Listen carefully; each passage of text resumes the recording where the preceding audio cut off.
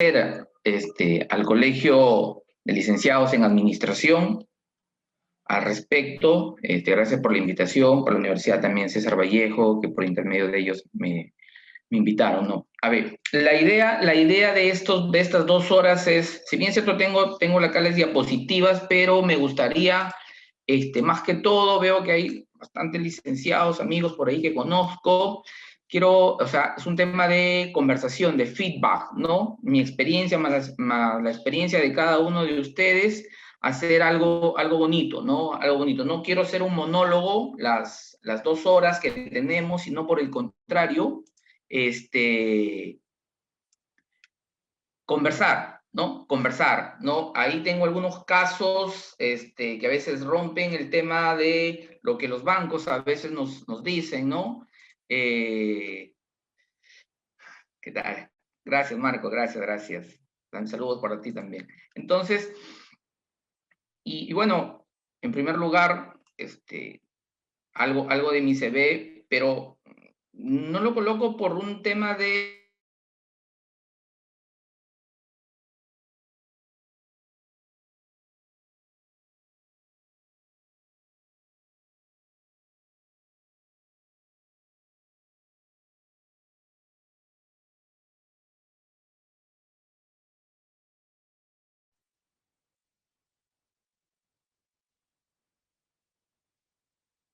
Parece que se desconectó César,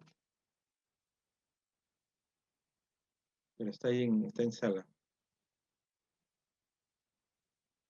A ver, el equipo de tecnologías, Kevin, vean qué pasó con César.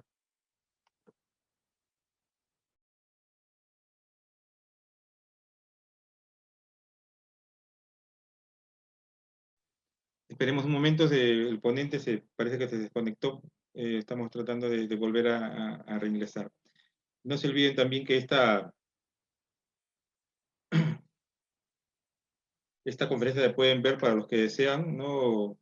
Todos los miembros colegiados lo pueden ver también por la fanpage o por el Facebook del Colegio de Administradores. Y mañana tenemos nuestro...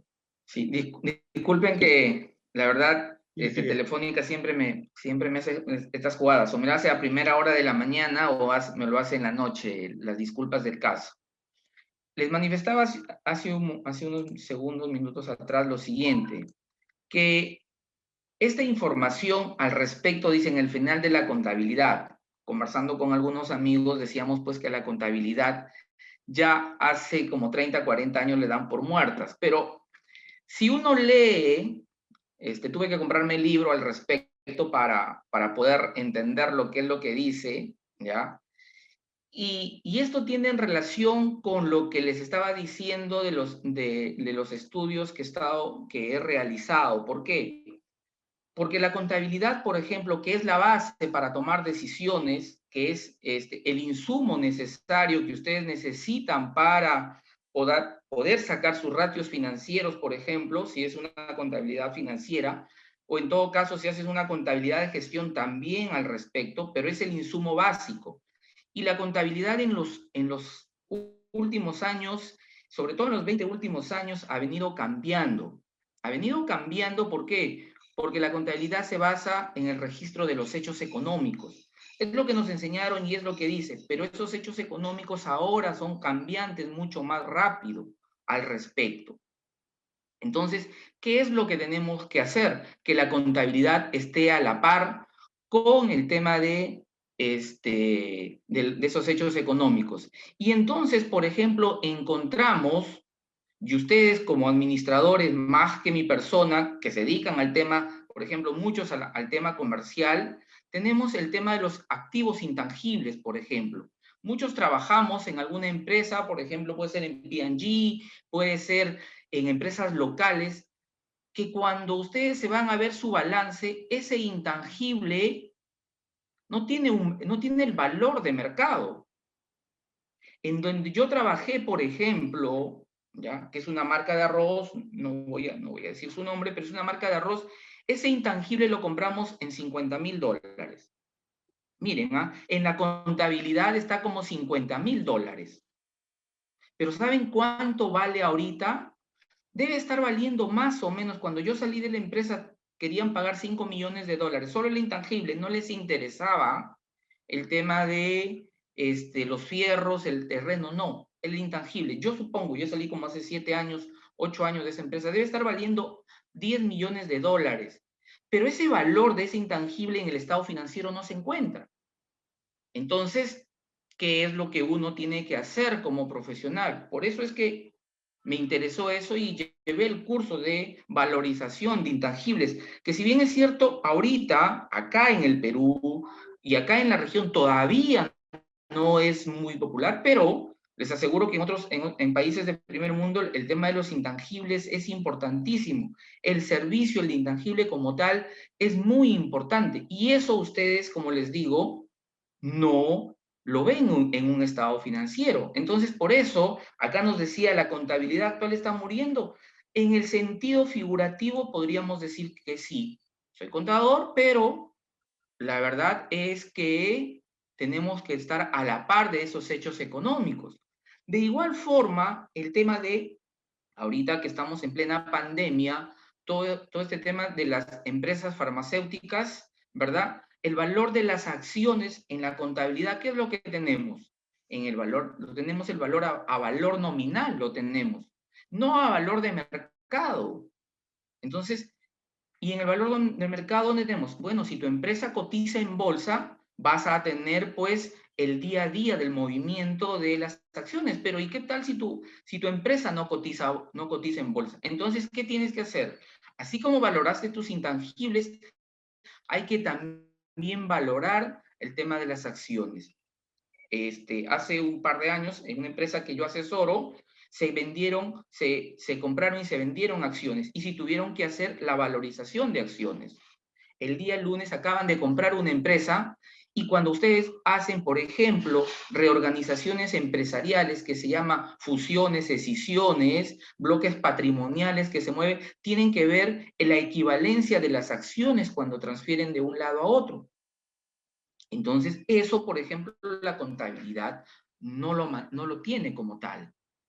Entonces, ahí viene el tema de cómo debemos nosotros manejar nuestra contabilidad. Y les voy a leer la parte de las conclusiones donde sí seguimos necesitando de la contabilidad, pero no solo el tema de los estados financieros, que vamos a ver un análisis de los ratios financieros por ahí, y vamos a ver que a veces cuando nos enseñan el ratio financiero, solo nos dicen, mire el balance y nada más, o los estados financieros y nada más. Entonces, miren lo que nos dice en relación, ¿no? Por todo lo expuesto anteriormente, se puede concluir afirmando que los nuevos procesos de dirección se orientan cada vez hacia modelos de gestión más flexibles y dinámicos, en los que se considera como aspectos clave la mejora del mecanismo de información y toma de decisiones.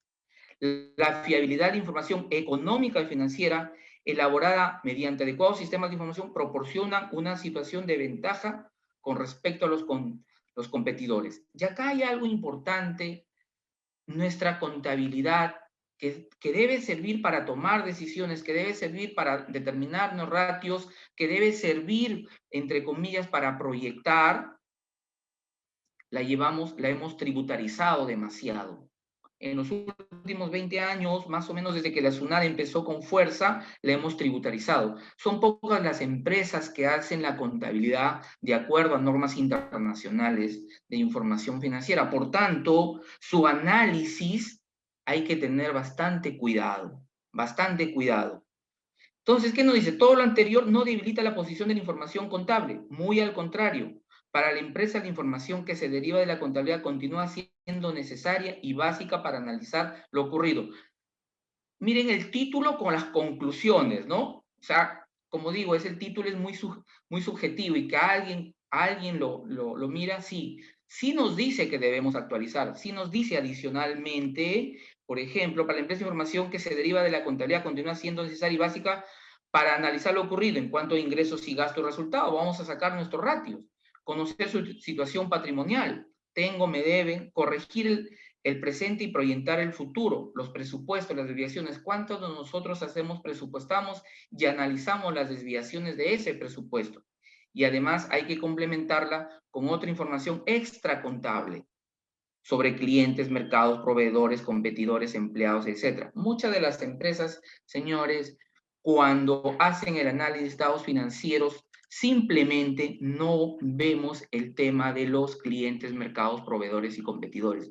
Sacamos nuestros ratios simplemente a ciegas.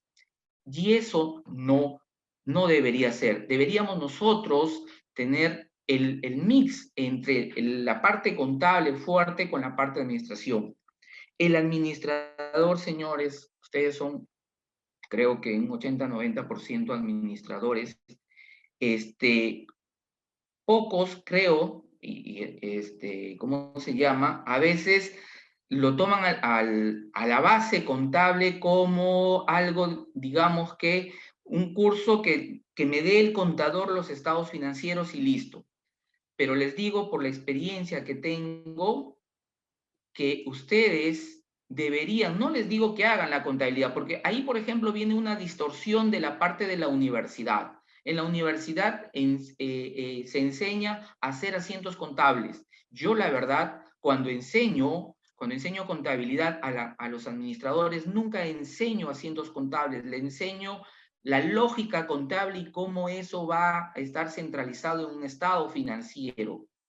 Pero yo no le digo, por ejemplo, esto es una venta, apréndete el plan contable y eso, no, porque no es su función de ustedes, sino hay que saber cómo está estructurado el estado financiero. Por tanto, esta charla lo he estructurado de la siguiente manera. Primero hay que conocer cómo debería estar estructurado mis estados financieros. Número 1. Número 2, vamos a entrar al tema de ratios financieros, ¿no? Analizarlo, a ver qué es lo que nos dice cada uno. Y número 3, vamos a aterrizarlo en algunos ejercicios. Y tengo un ejercicio en la cual los bancos siempre cuando ustedes se van a pedir un préstamo dicen, oye, tu capital de trabajo debe ser, tu activo corriente entre tu pasivo corriente debe ser mayor a 1, por lo tanto está bien. Yo les voy a demostrar a través de una empresa, que es una empresa peruana, una de las líderes, que ese ratio está menor a 1. Menor a 1. Y es bastante líquida. Entonces, a veces nos dejamos llevar por un ratio, a veces sin tener la verdadera análisis transversal, lo que yo llamo al tema de los estados financieros. Vayamos por partes. Por favor, cualquier pregunta que quieran hacerlo sin ningún problema, ¿ya? Entonces, pasando esto a los estados financieros, ¿qué es lo que nos dice el estado financiero? Los estados financieros constituyen una representación estructurada de la situación financiera y el rendimiento financiero. ¿Ya? Además de la situación, rendimiento y los flujos de efectivo. Otro tema importante acá, otro tema.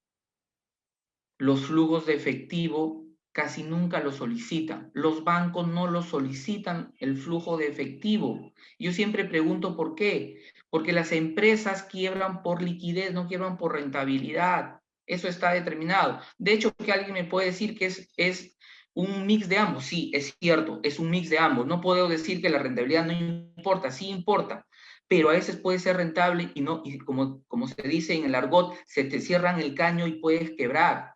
Entonces hay que tener cuidado. Los estados financieros también muestran los resultados de la gestión realizada por los administradores con los recursos que han sido confiados. Por tanto, quien debería estar presente, quien debería estar al día a día analizando son ustedes, señores, los administradores, dice.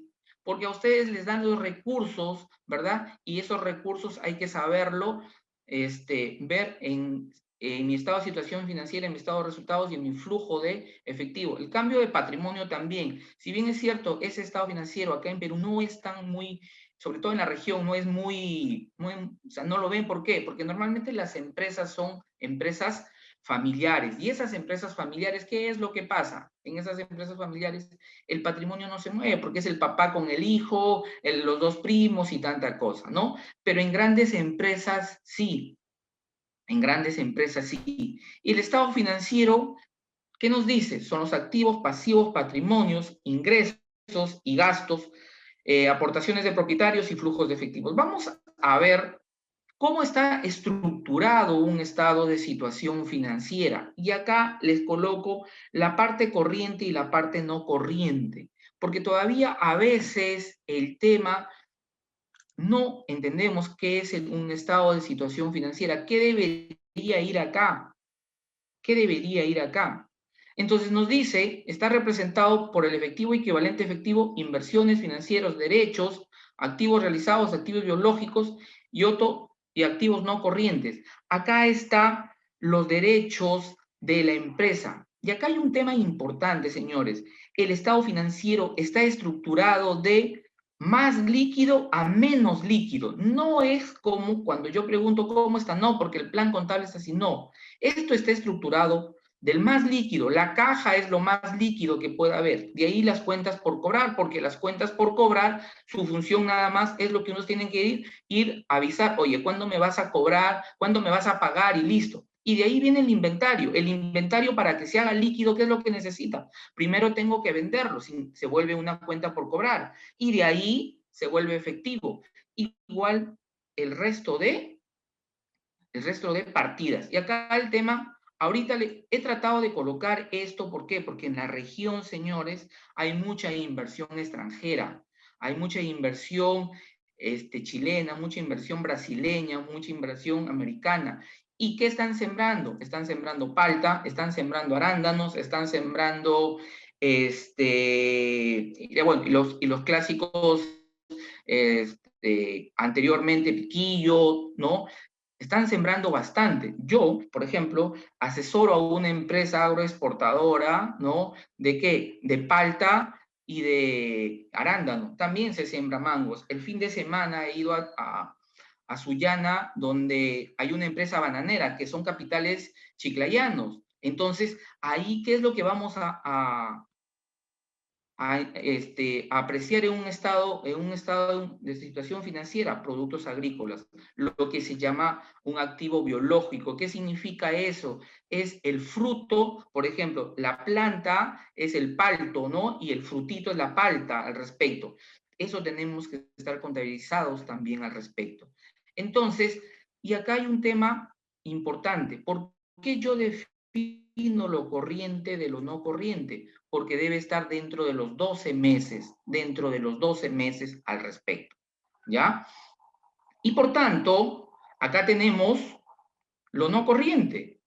¿Cuál es la diferencia acá? En primer lugar, mayor a lo corriente, o sea, mayor a 12 meses. Y acá, todo lo que está acá, por ejemplo, está la maquinaria, su finalidad de las máquinas, del terreno y todo, no es venderlo, sino por el contrario, aprovechar esto para que me generen los ingresos necesarios. Por ejemplo, si yo estoy en una empresa comercial, pues serán los almacenes comerciales, ¿verdad? Ahí estará mi área, mi edificación, la parte administrativa, venta. Si es una fábrica, ¿qué va a hacer? Pues estará toda la fábrica, el terreno y toda la construcción de la fábrica.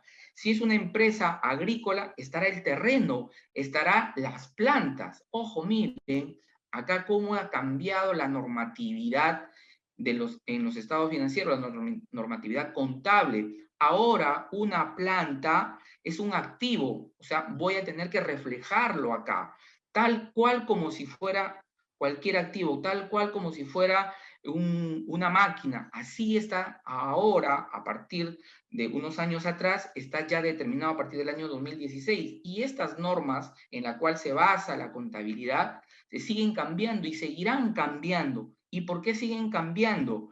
Porque en el mundo hay dos grandes emisores de normas internacionales, que son los americanos y que son los ingleses. Entonces ellos ya se han puesto de acuerdo, oye, hay que sacar normas iguales. ¿Por qué? Porque nuestras inversiones están en todo el mundo. Entonces, si los Estados Unidos tienen inversiones en Perú, y en Perú lo hacemos sobre las IFRS, como se llaman las NIF, y cuando se vaya a Estados Unidos a centralizar esa información, y ahí son las US GAAP, entonces tienen que cambiarlo.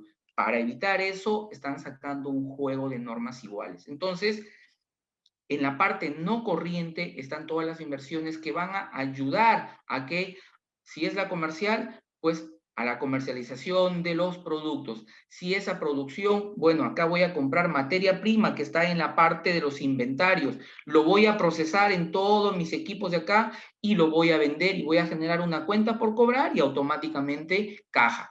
Todo la idea, señores, es volverlo caja, caja, caja. Miren, hace un mes y medio estuve conversando con el CEO de esta empresa, de estos chilenos. Este CEO está en Chile y ellos tienen inversiones por varios países del mundo. ¿Y qué tal capacidad? Empezamos a analizar cuenta por cuenta. Miren, cuenta por cuenta empezamos a analizar y todo lo quería volver efectivo, todo. César, cuentas por cobrar, le digo, muy bien, llamemos al administrador. Acá hay otras cuentas, me dice, oye, es con la SUNAT, que la SUNAT me debe. Le digo, lo que pasa que hay un tema, acá hay unos conceptos de tracciones y todo. Y me dice, ¿eso lo podemos solicitar? Claro que lo podemos solicitar, solicítemelo. O sea, todo lo volví efectivo. Y acá, señores administradores, el gerente, ustedes apuntan a ser gerentes, tienen que llevar cursos de tributación, les guste o no les guste. Tienen que llevar la tributación básica, aunque sea con la finalidad de saber, de entender. Tienen que llevar algún curso de costos al respecto. La idea es esa. La idea es esa, que ustedes entiendan un estado financiero al respecto. Yo, la verdad, este CEO chileno, mis respetos, es de profesión ingeniero y normalmente conoce su legislación, pero cómo empezábamos a analizar partida por partida y esas partidas al respecto la conocía, o sea, lo hacía el símil, el paralelo con su legislación chilena y me decía, César, cómo es en Perú? Y le trataba de explicar al respecto, ¿no? Entonces, esta es la parte izquierda del estado de situación financiera, de lo más líquido a lo menos líquido, la parte corriente y la parte no corriente. Otro tema, ahora vamos a la parte derecha. Acá está formado, como hemos dicho, de la parte líquida. En la parte derecha está formado por la que son mayores obligaciones. Si bien es cierto, esta empresa no tiene, por ejemplo, un sobregiro bancario, si lo tuviera el sobregiro bancario, fuera el primero que se presente en el pasivo corriente. El primero. ¿Por qué? Porque si les da alguna empresa, diré, el sistema financiero, algún banco les da un préstamo y al final se sobregiran luego en su cuenta corriente, cualquier dinero que llegue a esa cuenta, el banco no les va a pedir permiso a ustedes para ese dinero que está ahí, cubrir ese sobregiro. Lo hace en forma inmediata. Por eso es que la obligación, el sobregiro bancario va como primero. Luego van el resto de, igual, las cuentas por pagar comerciales, las cuentas por pagar la principal relacionadas, obligaciones financieras. Y como todo igual, acá es cobrar a los 12, acá hay que pagar a los 12 meses. Es corriente a los 12 meses. Y acá encuentro en los estados financieros que he revisado lo siguiente. La norma me dice, o sea, la presentación de los estados financieros dice 12 meses, pero muchos cuando al banco les pide estados financieros de corte, te dice, pásame un estado financiero al mes de marzo o al mes de junio. Normalmente, por norma deberíamos enviar 3, ¿no? Aparte del anual, a marzo, a junio y a septiembre, que eso es lo que nos piden los bancos. Entonces, cuando un banco les dice, oye, tráeme a febrero, no, pídeme a marzo, pídeme a junio, pídeme a septiembre. Entonces, yo siempre eso, cuando he sido gerente financiero al respecto, bueno, yo ahora asesoro externamente, a veces voy al banco, a veces no, dependiendo del cliente, pero a veces te piden, no, tráeme a mayo, no, tráeme a febrero, o no, tráeme a agosto, o tráeme a octubre, no. Los estados financieros que a ti te piden son a 3 meses. Lo que pasa es que a veces algún funcionario del banco no lo trabaja y se le pasa el tiempo y entonces te piden, no, mira que me piden. No, o sea, hay que también saber qué presentar. Entonces, ¿qué es lo que normalmente yo he advertido? Lo siguiente, señores, que cuando dicen obligaciones financieras, las obligaciones financieras, acá se debe estar las obligaciones financieras que vencen en los próximos 12 meses. Ustedes tienen un leasing, por ejemplo, sacan a 36 meses. Por tanto, si lo sacan el 2 de enero, por ejemplo, acá deben estar sus 12 cuotas que vencen en el año. Y acá las 24. 12 más 24, 36 cuotas. Pero ¿qué pasa si ustedes les piden en marzo? Muchos contadores he visto, y ustedes ahí tienen que analizar, que esto es 12 meses, no es a diciembre. O sea, no es la deuda a diciembre. A veces he visto que le piden a junio, igual le hacen el corte a diciembre. Y entre junio y diciembre hay 6 meses, no 12. Entonces se tiene que presentar a 12, o sea, hasta mayo del año siguiente. Eso hay que tener, es muy común, he visto en muchos estados financieros que es muy común eso, por si acaso.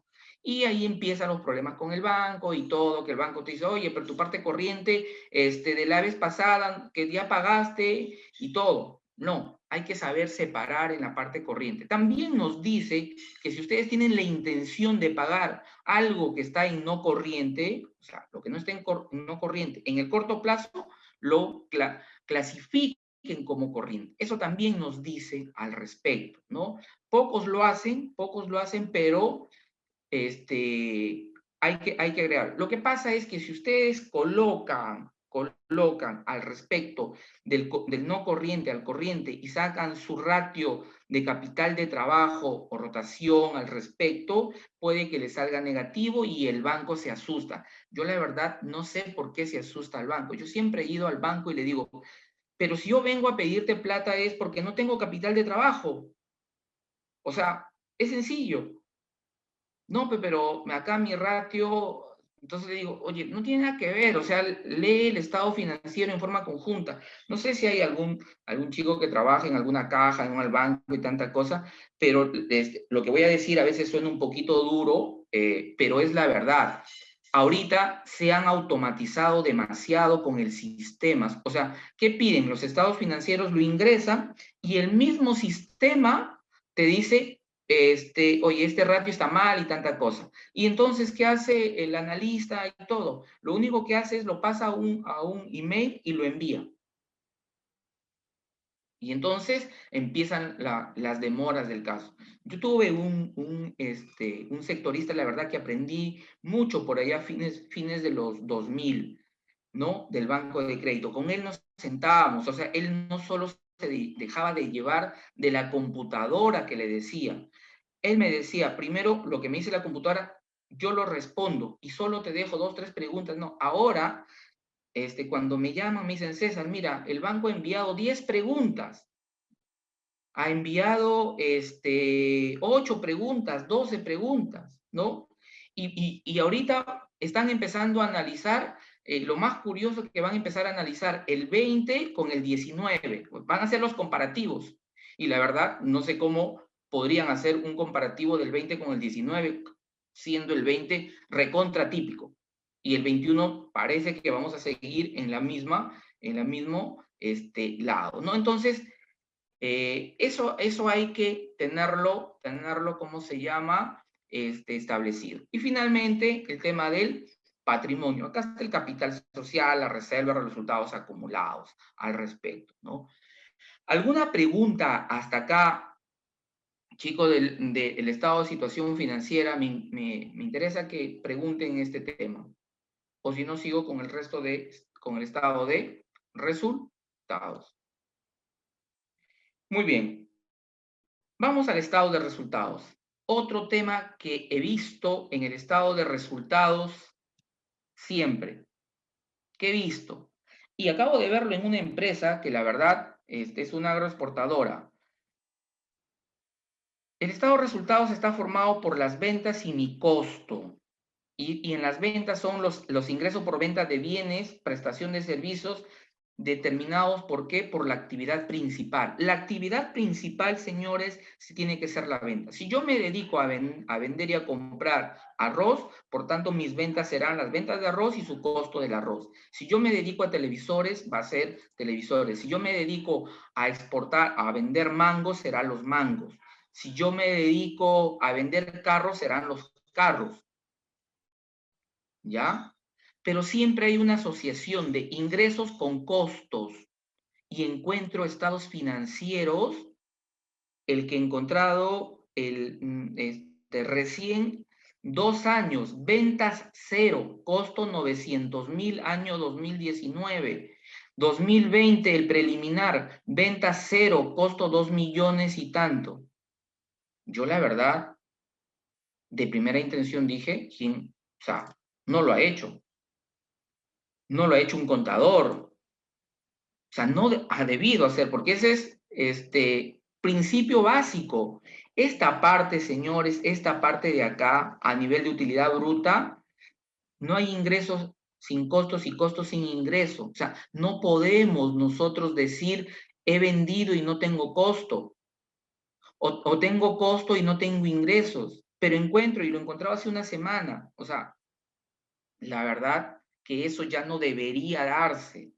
¿Por qué? Porque todavía seguimos que la contabilidad la hemos tributarizado, la hemos demasiado tributarizado. Siempre. Costo va asociado a tus ingresos. No hay costo sin ingreso y sin ingreso no hay costo, César. Siempre. Que tu contador te venga y te diga ventas sin costos, eso está mal. Y algunos, acá entro al tema del servicio. Y el servicio dice, no, ventas, el servicio no tiene costo. Falso, el servicio tiene costo. De hecho, que no es igual a un costo de producción. El costo de producción de algo que ustedes quieren fabricar son los 3 elementos del costo: la materia prima, la mano de obra y los gastos o costos de fabricación. Pero un servicio no tiene materia prima, no estamos transformando nada, sino estamos prestando servicio. Por tanto, ¿qué vas a tener? Algunos materiales, mano de obra y tus costos indirectos de fabricación. Siempre está, Luis, siempre. Los costos están asociados a las ventas. No puede haber ventas sin costos y costos sin ventas. ¿Entienden? El intangible, los pequeños, pero el intangible ¿de qué? O sea, a ver, si tú en el tema del intangible ten en cuenta que tú estás cobrando un royalty al respecto y tú puedes hacer algunas gestiones por tu royalty y por ese royalty puedes tenerlo. El servicio tiene costo también, cualquier servicio. Sí, por ejemplo, el servicio de educación es un servicio, el servicio de transporte, el servicio de maquila, es un servicio. Ya, el servicio de transporte, ¿cuál es su costo? Ahí tienes el combustible, tienes el sueldo del chofer, tienes la depreciación de las máquinas. El servicio de la universidad, ¿qué tienes? El costo de los profesores, el costo del aula.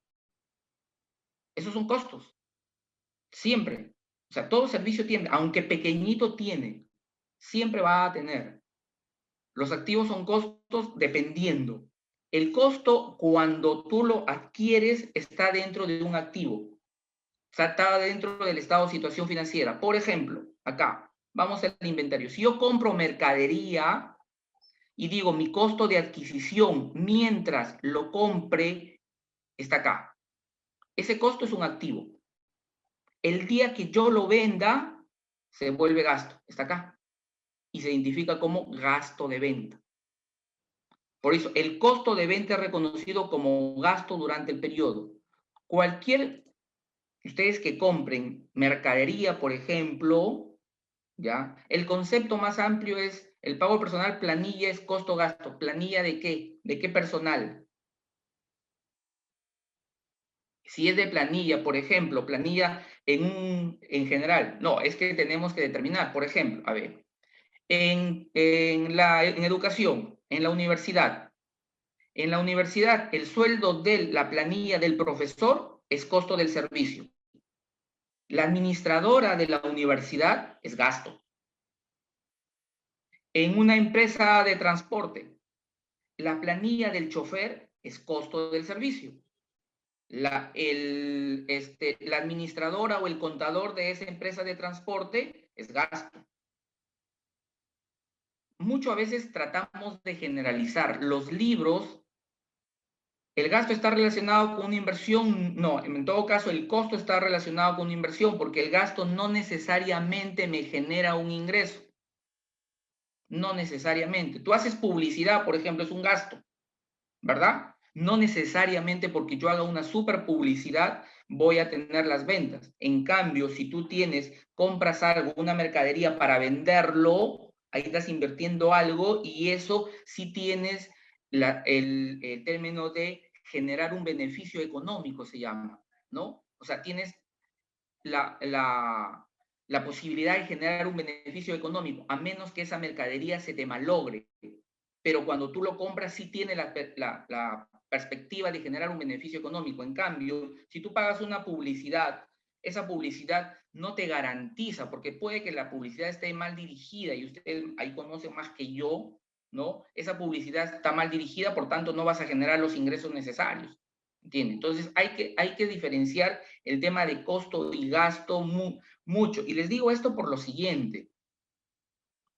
Se hace en base a proyectados, claro, a proyectados, pero no necesariamente el tema de la publicidad te va a dar como determinación de que vas a generar más ventas. Yo te lo digo porque hemos invertido en publicidad un montón. Nosotros la vez pasada gastamos en publicidad cerca de $500,000. La gente marketera me dijo, ¿cómo se llama? Que van a incrementar. No asegura, y no me aseguró ni siquiera. Mira, te voy a comentar algo. Y metimos casi $500,000. Nos dijeron que vamos a crecer. ¿Cuál es la lógica de la publicidad? A ver, ustedes más que todo, es lo que me dijo este marketero.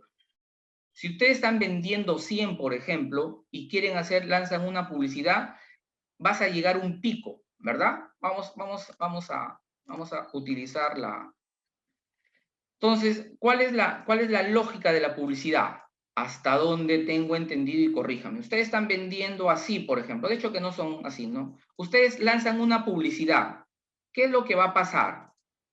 Deberían crecer. Espérense. Deberían crecer así, acá. Después de pasar la publicidad, deberían caer acá y seguir acá. Así debería ser.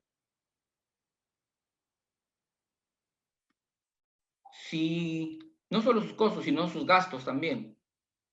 Así es. Así es más o menos, a ver, César, creo que estamos. Eso es lo que nos dicen. Tú estás vendiendo así, haces una publicidad para mayor, ¿verdad? Y después de pasar la publicidad debe caer, pero no debe caer por debajo de lo que tenías anteriormente, porque esa es la idea, ¿no? De la publicidad, porque si voy a caer por debajo y todo eso está mal enfocado. Entonces, ¿saben lo que nos pasó a nosotros? Pasó así, creció acá, ¿ya? Creció así, y al mes siguiente a los 2 meses cayó acá. Así. Entonces, no porque tengas una publicidad, que a veces la publicidad lo hicieron enfocar, y de nuevo acá recuperar, de nuevo así poco a poco. Entonces, esa es la diferencia con un costo. Un costo no, tú compras una mercadería con la perspectiva de venderlo y ahí generar un margen. Pero en la publicidad, si está mal enfocada, esto es la teoría, así está ahí. Tus ventas, mi publicidad, cae después de la publicidad, pero nunca debe caer de lo que tenía. ¿Por qué? Porque este diferencial de acá, este diferencial debería pagar la publicidad. Acá ustedes hacen su pequeño proyecto de inversión para decirle, oye, mira, esta publicidad va a ser pagada, la publicidad va a ser pagada por este nuevo. Y de ahí vamos a tener de nuevo lanzas y de nuevo lanzas, que es en su primera etapa. Bacus, por ejemplo, su publicidad es más recordativa. Bacus, su publicidad es más recordativa. Yo no me lanzaría a dar un porcentaje de un 10%, ¿ah? Yo te digo porque acá creció el doble. ¿Me entiendes? Acá creció el doble. Acá teníamos 50, por ejemplo, a 100, y después de eso bajó a 40. ¿Me entiendes? Y yo lo he vivido porque he estado directamente con una marca cuando hemos lanzado esa marca. Y ahora esa marca ya tiene presencia en el mercado. Como les decía hace un momento, la marca que en algún momento lo compramos en $50,000 de IFE intangible, ahorita estará, no dudo que estaba bordeando los $10 millones esa marca al respecto. Tema de marca, por eso el tema del gasto en publicidad, se dice gasto en publicidad, porque no necesariamente, si tú lo estás mal enfocada a la publicidad, no necesariamente vas a tener esos rendimientos que tú quieres. Yo te lo digo, porque esto yo evaluaba esto. En mi calidad de gerente corporativo, yo he evaluado, o sea, he evaluado el tema de las publicidades, he evaluado el tema de transportes, teníamos cinco líneas de negocio y las evaluaba, ¿no? Y entonces, acá yo con la parte de marketing y todo, siempre me peleaba, porque yo veía números. Ellos decían que este diferencial me va a pagar la publicidad, y la verdad que me lo llegó a pagar, pero después de tiempo. Y si a eso le colocamos el costo de oportunidad del dinero en el tiempo, ¿no? Como que ya no, lo vas a recuperar, pero un muy largo tiempo. La idea no es esa, ¿no? Entonces, te trastoca exactamente. Ustedes saben, un sol de hoy día es diferente a un sol de mañana. Es clásico, ¿no? O sea, eso es finanzas, creo que primera semana. Sí, claro, la marca no es una inversión para posicionar una marca, pero hay que ver también, o sea, qué tanto espaldas financieras tengas, ¿no? Hay que ver qué tanto espaldas financieras, el mercado también involucra bastante, ¿no? En esta marca que les digo fue una marca peor, si tus competidores tienen una espalda financiera altísima, yo le digo, desde que la marca nosotros la empezamos a lanzar, nos costó sangre, sudor y lágrimas, como se dice. Se tuvo que vender muchos activos para estar ahí en la marca. Sí, costó mucho, mucho, mucho dinero, pero ahorita creo que esas inversiones que se hizo en la marca, la verdad que valieron la pena, ¿no? La publicidad es de acuerdo a las personas que va dirigida, sí, totalmente de acuerdo, pero yo le estoy hablando de una marca en el sentido de una marca de un commodity, ¿no? El tema de arroz. Entonces, la marca, como manifestaba Mirko en su momento, hay que estar ahí, recordativa, y cuando hay que lanzarla, la lanzas, y cuando y tienes que, por ejemplo, cambio de diseños, sí,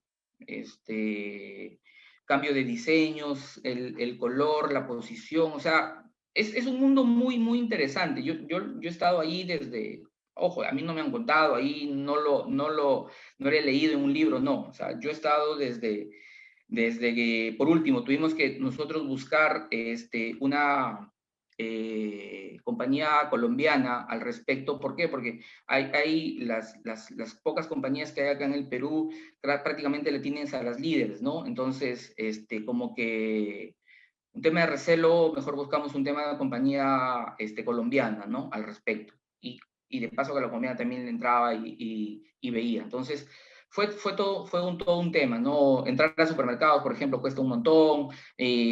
Para mí, entrar a supermercados es para tenerle la marca bonita ahí en el supermercado, porque como negocio, la marca no, el supermercado no es un negocio de meter ahí los productos, ¿no? Es un escaparate ahí para que diga estoy en el supermercado, significa que mi producto es bueno. Pero todavía estamos, no sé, creo que el tema del horizontal creo que todavía está entre 50 y 60% acá en el Perú, ¿no? En otros países el supermercadismo tiene entre 50 y 60, en cambio acá el horizontal creo que tiene eso, ¿no?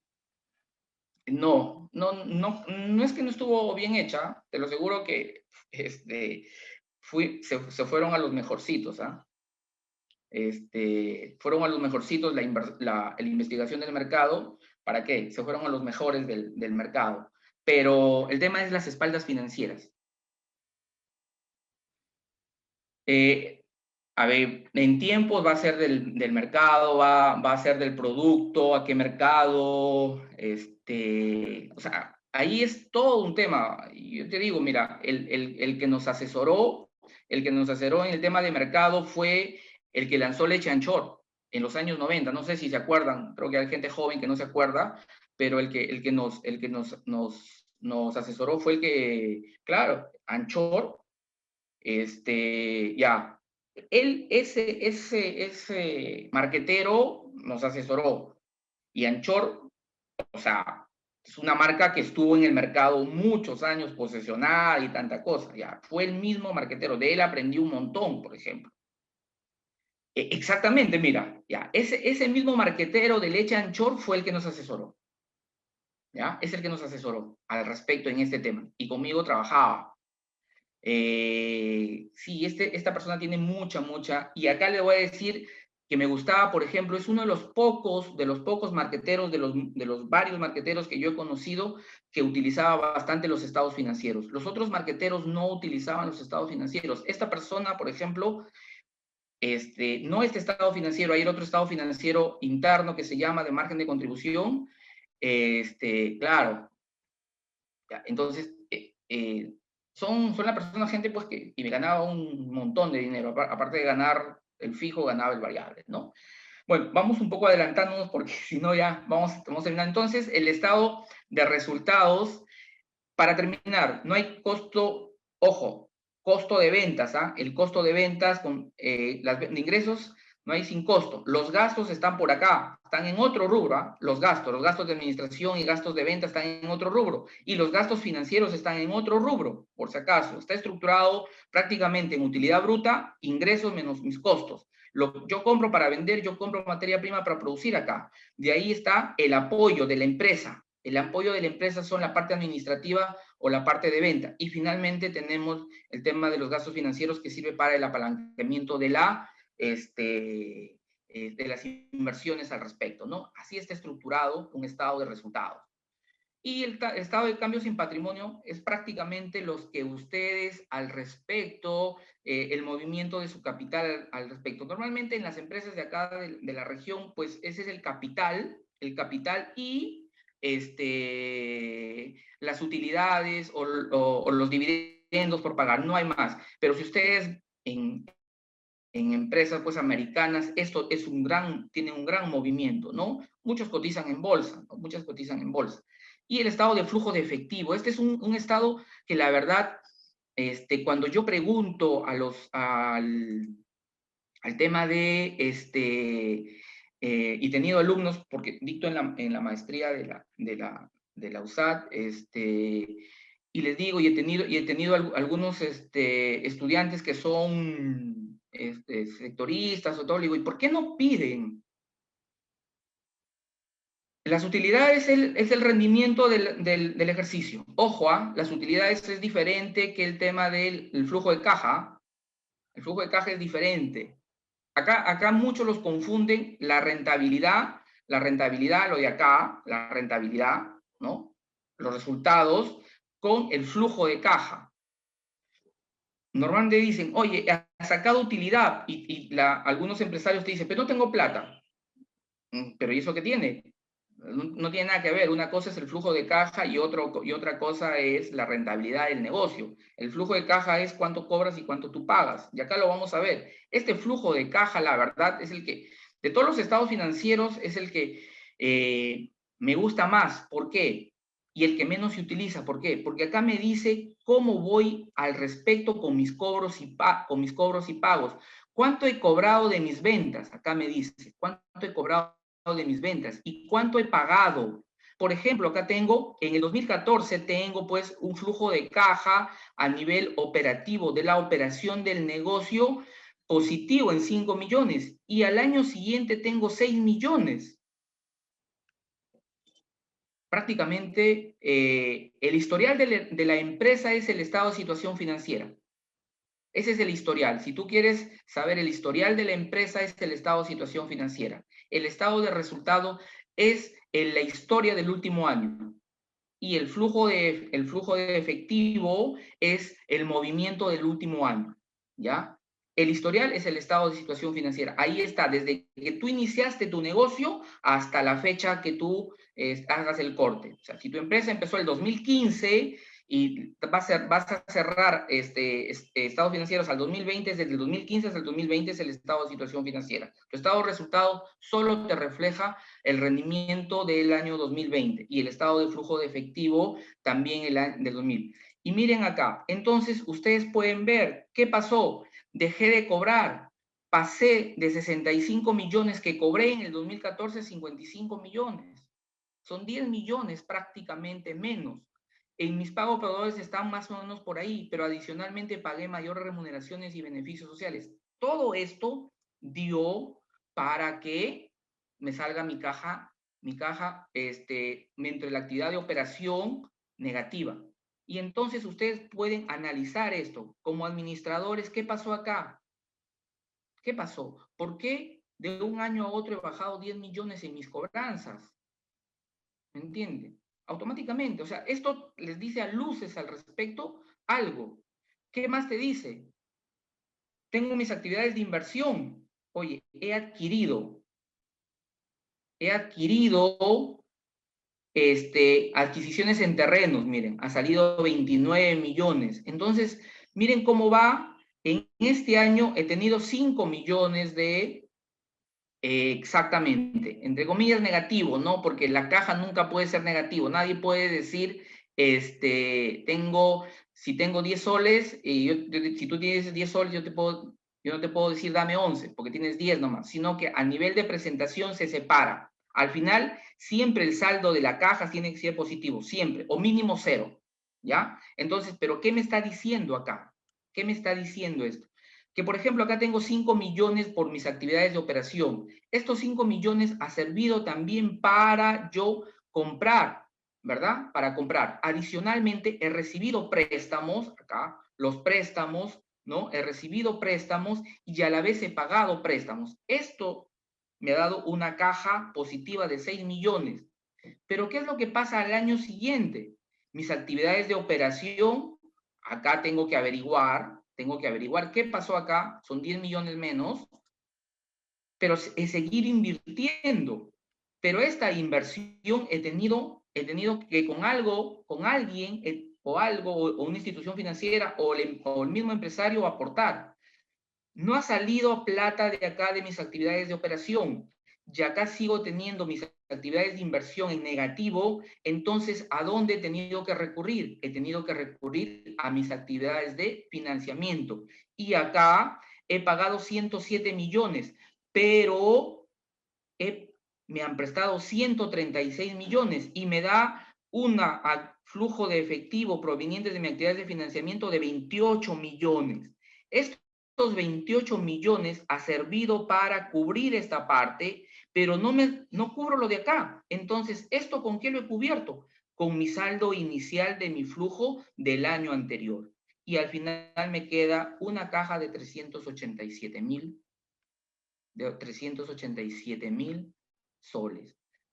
Este flujo, yo siempre les digo a los sectoristas, digo a la gente que da crédito, ¿por qué no revisan esto? Porque acá me está diciendo cómo está el comportamiento, si yo tengo el suficiente dinero para pagar o me sigo endeudando más.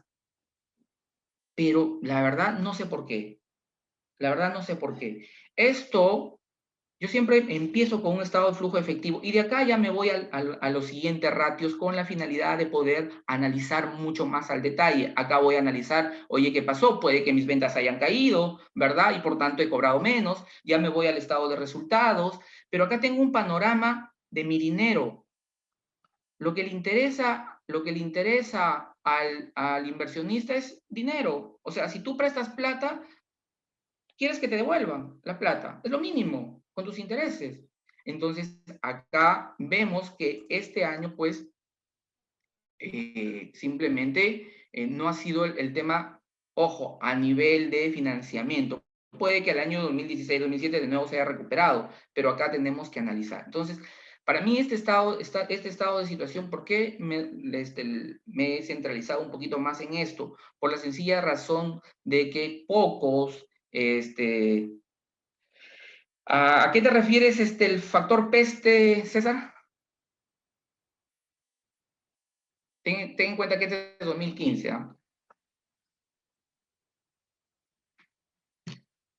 ¿ah? Sí, podría ser, ¿no?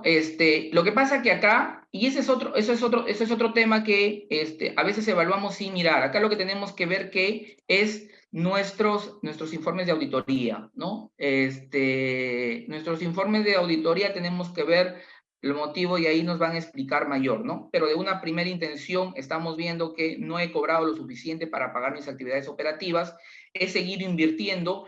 Esas inversiones partes han salido de mi financiamiento y el saldo lo he sido cubierto con mi caja del año pasado. Eso es lo que lo que nos transmite este estado de flujo de efectivo al respecto. Y acá el tema, ya empezamos en algo a aterrizar el estado, este tema de acá.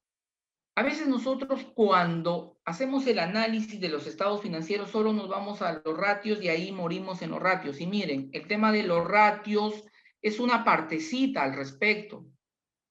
Es una partecita acá, justo con el análisis de flujo.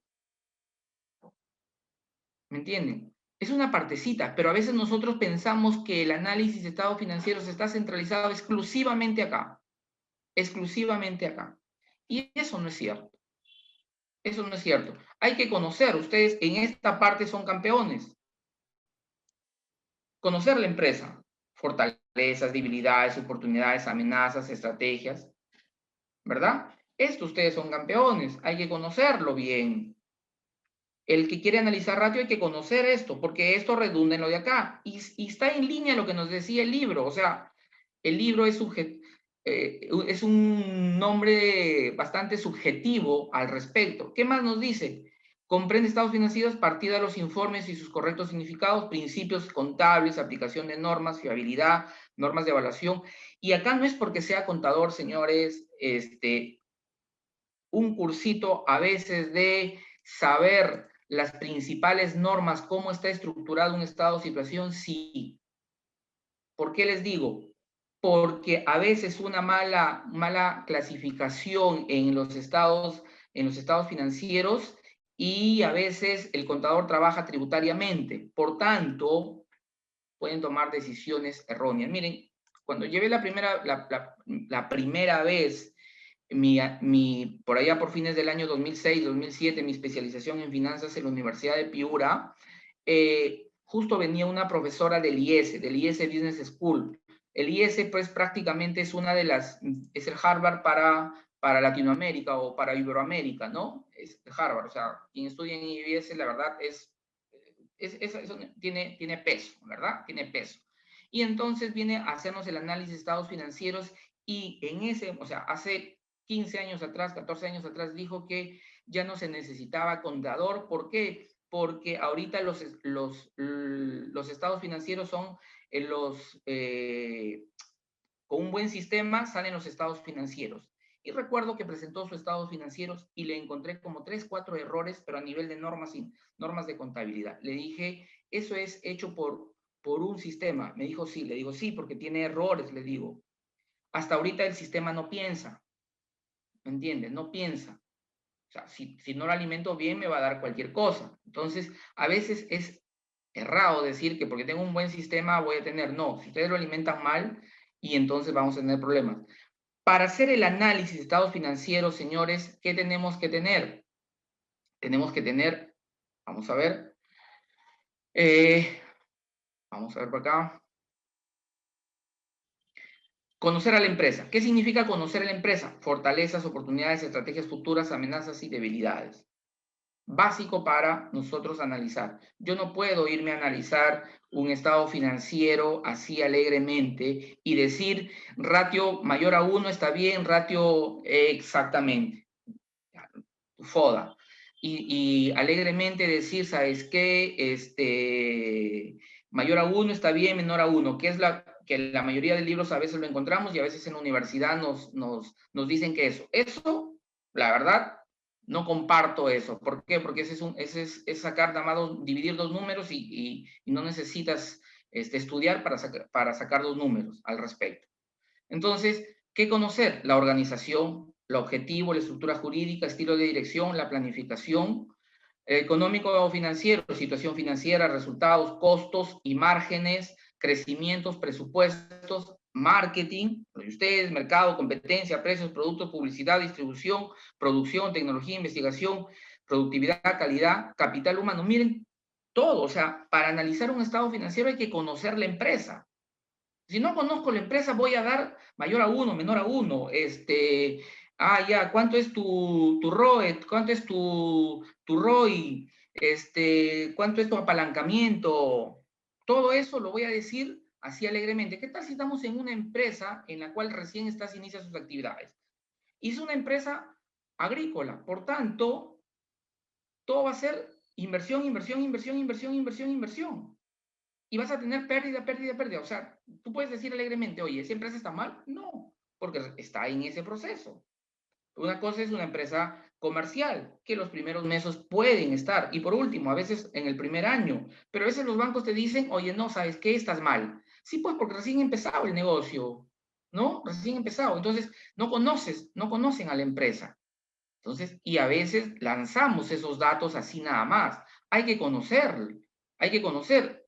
Y acá les comento algo, por ejemplo, la vez pasada llega a donde trabajaba anteriormente un señor que dice, te vendo una planta de procesar néctares, ¿ya? Ah, ok, vas a procesar. ¿Y cuál es tu rentabilidad? Mi rentabilidad, mi utilidad bruta, 50%, dijo esta persona, 50%. El dueño, o sea, mi jefe en ese momento me dice, César, 50%, mira, 50% invertimos en marketing y todo, el 20%, por último, el 30% ¿no? de los ingresos, un 10% para la administración y ventas y me quedo con una utilidad operativa del 10% y felices y contentos. Le digo, espere, voy a ver qué está colocándolo en producción y cuando me voy a colocarlo en producción, por ejemplo, no lo había colocado la depreciación del equipo. Y entonces le digo, pero la depreciación del equipo no está en tu costo de producción del néctar. Me dice, no, pues es que lo he comprado al contado. ¿Qué tiene que lo hayas comprado al contado? ¿Qué tiene que lo hayas comprado financiado? Son dos cosas diferentes. Pero como lo había comprado al contado, la depreciación no lo había colocado. Y su sueldo de él tampoco lo había colocado. Le digo, ¿y tu sueldo? No, es que yo soy el dueño, pues, y que tú tienes que ser el dueño. No, yo me pago de las utilidades, sí, pero tú me vas a vender el negocio. Tengo que ver el costo de oportunidad de colocar ahí. Y entonces, de ese 50%, es que claro, es que tienes que tener, a veces muchas empresas dicen, oye, yo estoy vendiendo, yo estoy colocando mi negocio en mi casa. Y por tanto, no le coloco. Craso error. Es el costo de oportunidad. ¿Por qué? Porque si tú no colocas tu negocio, ¿qué puedes hacer con ese espacio? Alquilarlo como mínimo, ¿no? Entonces, ¿qué vienes a hacer? El costo de oportunidad. Claro, hay que conocer el costo de oportunidad. Hay que conocerlo. Aunque sea el dueño, aunque compre caramelo todo. Ese es el costo de oportunidad. O sea, muchos no lo colocan. Oye, pero si tú estás dando ese espacio y ese espacio tú, por último, lo puedes alquilar a un tercero, te estás generando un ingreso. Y ese es el costo de oportunidad que deberías colocarlo a tu negocio, que si es una peluquería, si es un tema comercial y todo, pero eso no lo coloca. ¿Por qué? Porque el costo de oportunidad en los estados financieros, como contabilidad, no se coloca, o sea, no se registra. Y como no se registra, dicen no hay que colocarlo. No, una cosa es la contabilidad al respecto y otra cosa es la toma de decisiones. Entonces, muchos no lo colocan. A veces me dicen que sea asesor o a veces en la universidad enseño, me llaman a veces unas horas para sus proyectos, sus business plan, revisar sus business plan desde un punto de vista de costos, desde un punto de vista de costo de oportunidad, todo, y encuentro muchos errores. Otro error, por ejemplo, la vez pasada me presentaban un trabajo de delivery de comida. ¿Ya? De delivery de comida. Entonces, delivery de comida, ella desde el primer día vendía todo lo que producía. Le digo, ¿pero está segura? Y su rentabilidad, en 6 meses, toda su inversión le redituaba, o sea, le salía un ban positivo.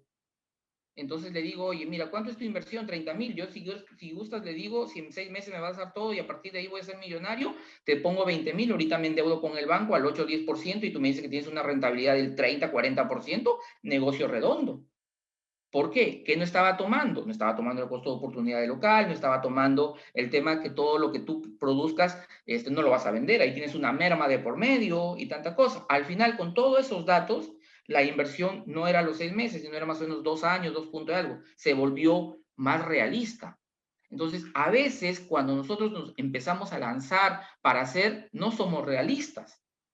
¿Me entiende? Y dices, no, en medio año, y entonces ahí tenemos el problema. Dices al banco me voy, y el banco me voy y le dices, no, dame 6 meses porque en 6 meses recupero. No, hay que ser realista. Y para lo cual ustedes tienen que hacer sus escenarios, ¿no? Su escenario más negativo posible. Aunque ahorita ya más que el tema de escenarios son las probabilidades, ¿no? Ahorita el nuevo concepto es determinar a través de probabilidades. La probabilidad de cuánto tus ingresos, las probabilidades, ¿no? Eso es la que está en tema de moda, ¿no? Las probabilidades de hacer tus escenarios. Entonces, eso aterrizas cosas, ¿no?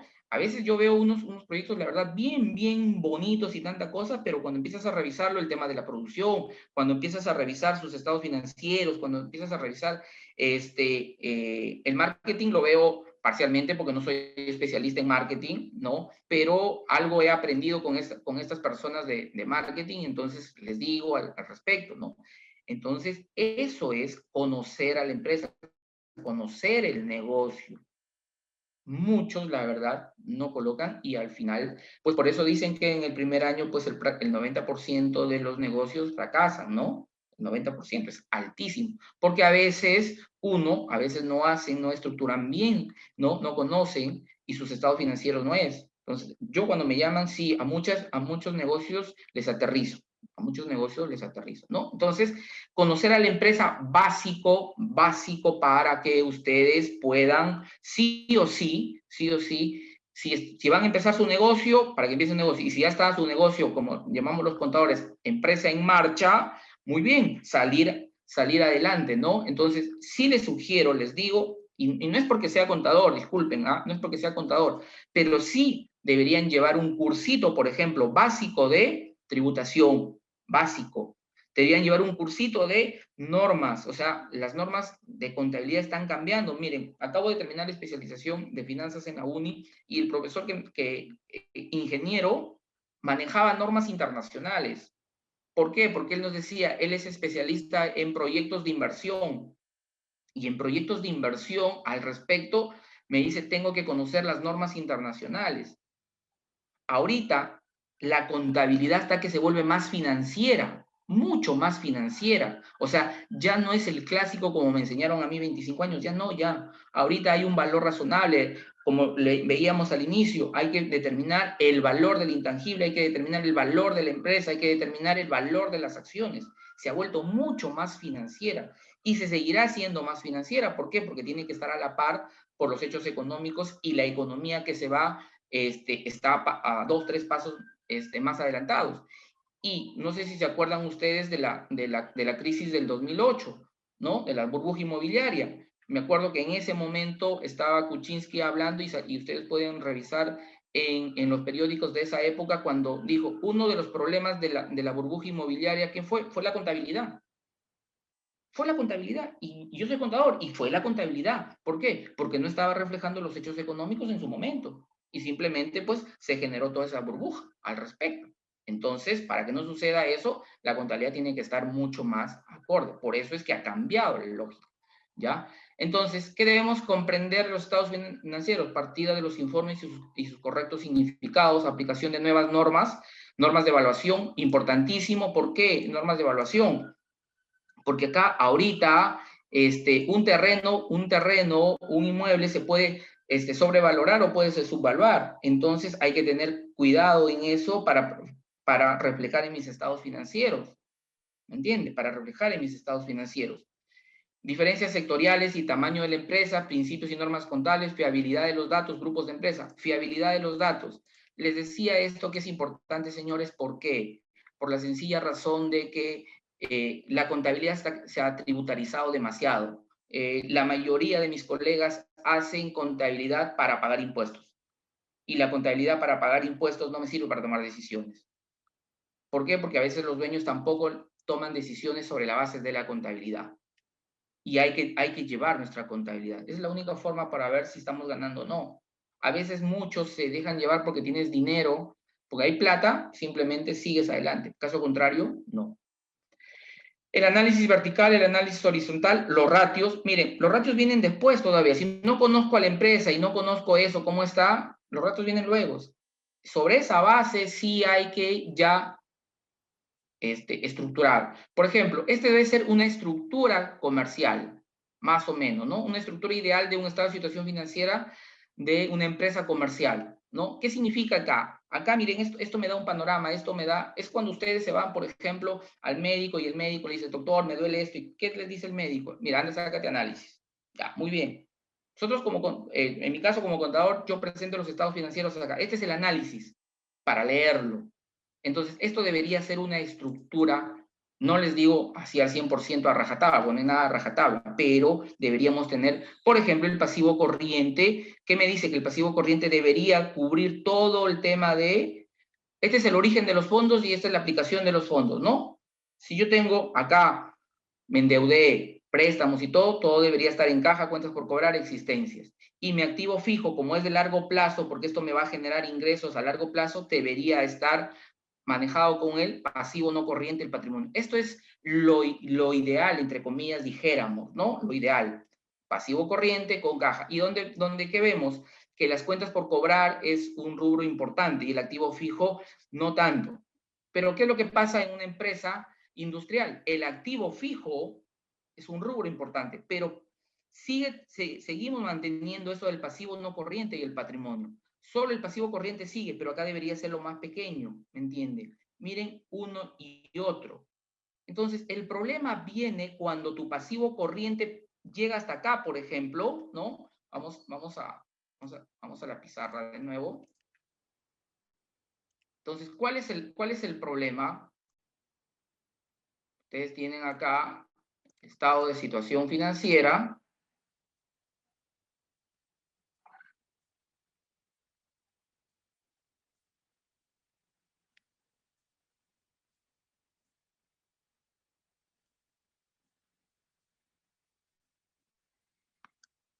Y este que sea el activo, pasivo corriente. Pasivo corriente. Y acá, el activo corriente.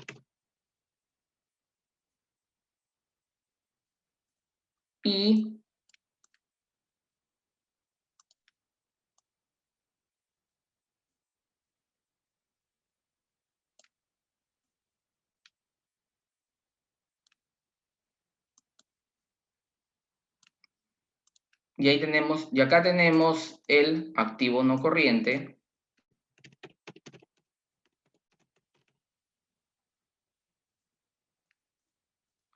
Y finalmente el pasivo no corriente y patrimonio, ¿no? Pasivo no corriente y patrimonio. Acá. Entonces, ¿qué me está diciendo esto, señores? Que he tomado deuda de corto plazo para financiar largo plazo. Y acá viene el problema.